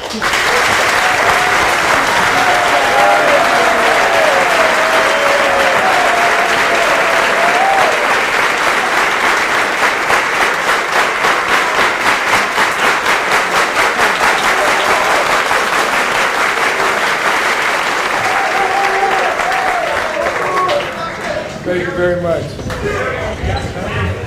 I'd like to start this off by thanking the American Legion for making this opportunity for me to be governor of Boise State possible. Without them, we'd have never made it there. Boise State is an experience that teaches state government leadership. It teaches team, I don't know what to say. I'm so excited. I'm just so happy to be here. That's really what it is, okay? You came to Boise State with pride in your heart for the great state of West Virginia. And you will leave here with knowledge of how the government system is ran on all levels. Take this with you through your senior year and the things beyond that, college, to your jobs, whatever it is you want to do. Just take it with you because it's something you'll never forget. This is a week that I'll truly remember for the rest of my life, and I'm so glad that I could have been a part of it. I was very happy to be elected governor back in 2002. I'm just as happy now to pass that over to Governor Wang. This position, don't laugh. Don't laugh. Get me going, then I'll not stop, and then that's no good. So this is my farewell speech, so I don't mess this up. Farewell.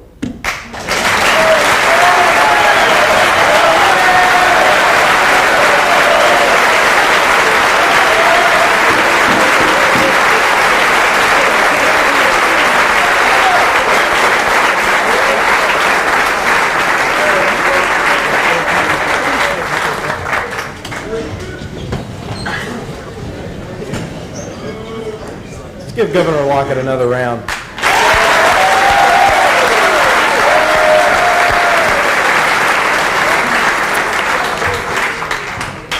All right, we're getting to the main event here, our inauguration. So at this time, I would like to ask Randy Kosas, our Assistant Administrator, to come up and introduce to you our official that will be doing the swearing in and oaths of our newly elected state officials.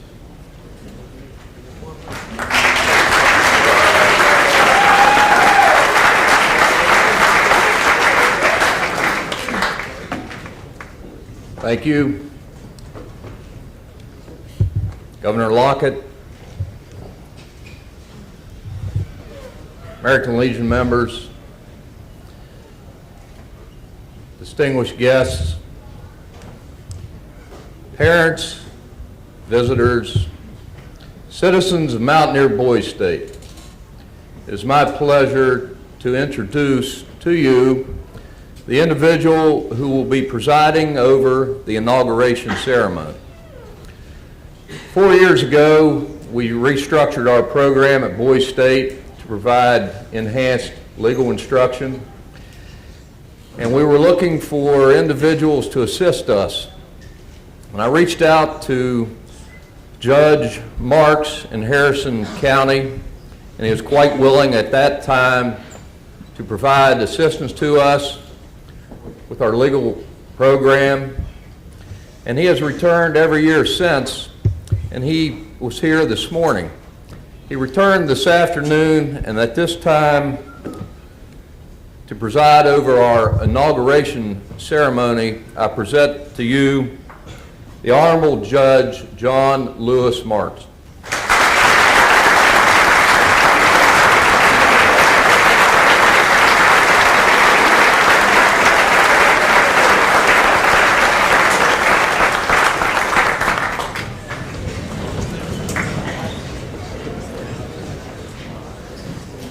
Thank you, Mr. Coaches. Good afternoon. Let me say it is a great honor to be asked to be here to preside over this inauguration, although 2 weeks ago when I got the phone call to be here, I understand that Judge Fox from Marion County usually does this and has done it for a number of years. When I got the phone call, what I was asked to do was to swear in some officials. At least that's what I heard when I returned the phone call. And I thought it would be the circuit judges, maybe the prosecuting attorneys, the county surveyors. I didn't realize it would be the highest elected officials in the state, and I didn't realize it would be at the inauguration and that it would be on the same stage with Governor Wise. So it is a great honor to be asked to do that, and I appreciate being asked and being able to be here this afternoon. I want to congratulate the elected officials on your election to office. I want to congratulate all the citizens of Boise State on your selection to be here. In 1969, 34 years ago, I'll tell you when I was here, I was a citizen of Boise State, and it was an experience that I've never forgotten, and I'm sure that it is an experience that none of you will ever forget either. So to all of you, I wish you the best of luck in the future, and also I would like to thank the American Legion for this opportunity that they've provided to all of you young people in learning more about your government and your state. Let's inaugurate these new officials. Okay? President of the Senate, Evan Wolf. Would you come forward, please?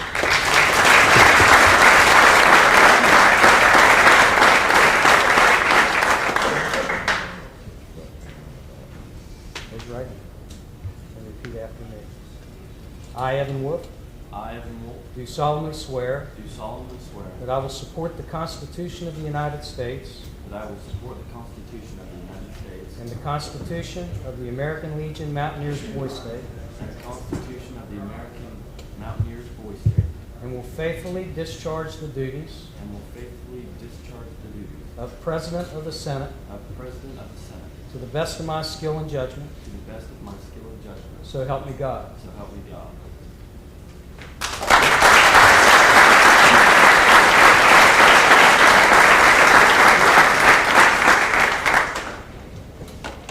Speaker of the House, Austin Moore.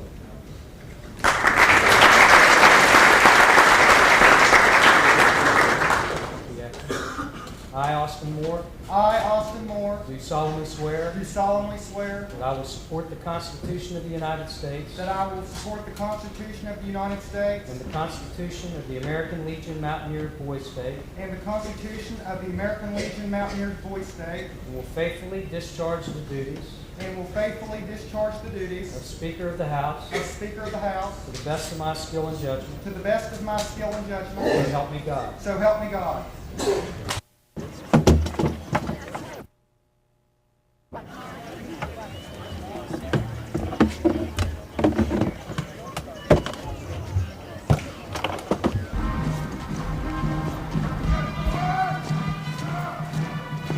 Column right, march!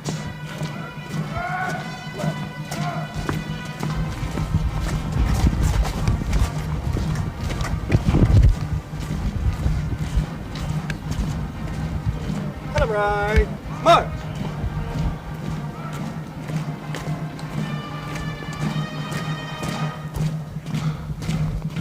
All right, march!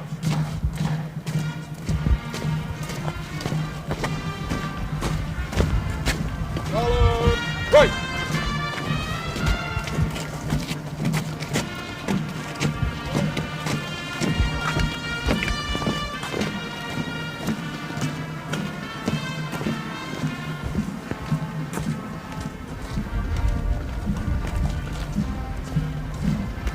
Right column, march!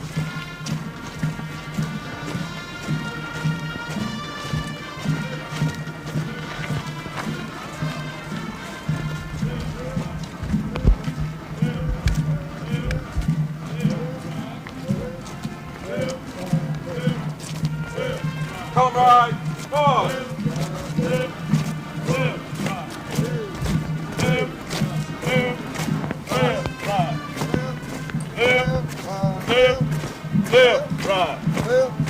Left, right. Left, right.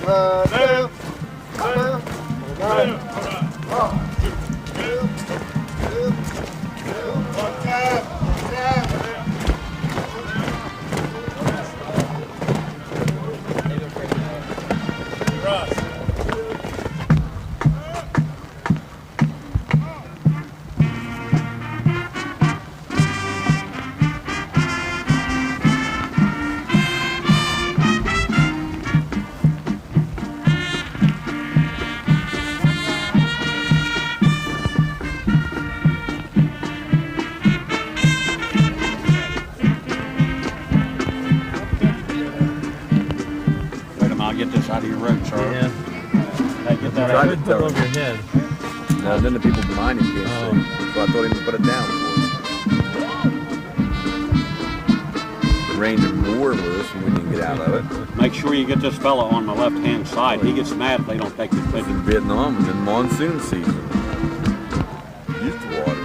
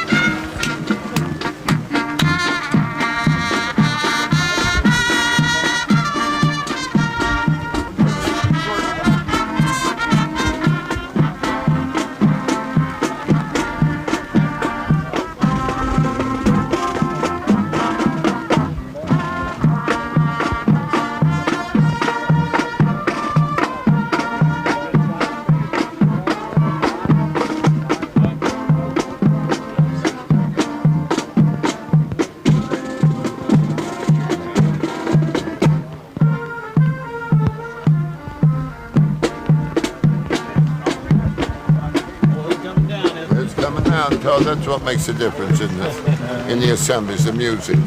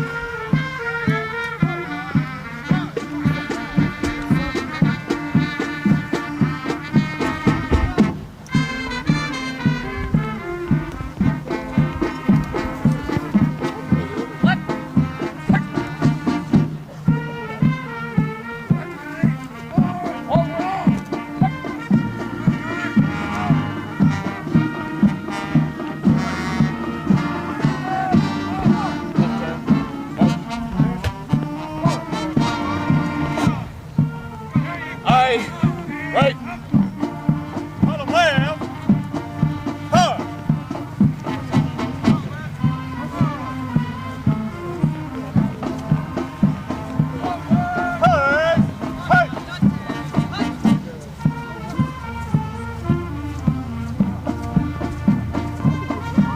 left. Hard.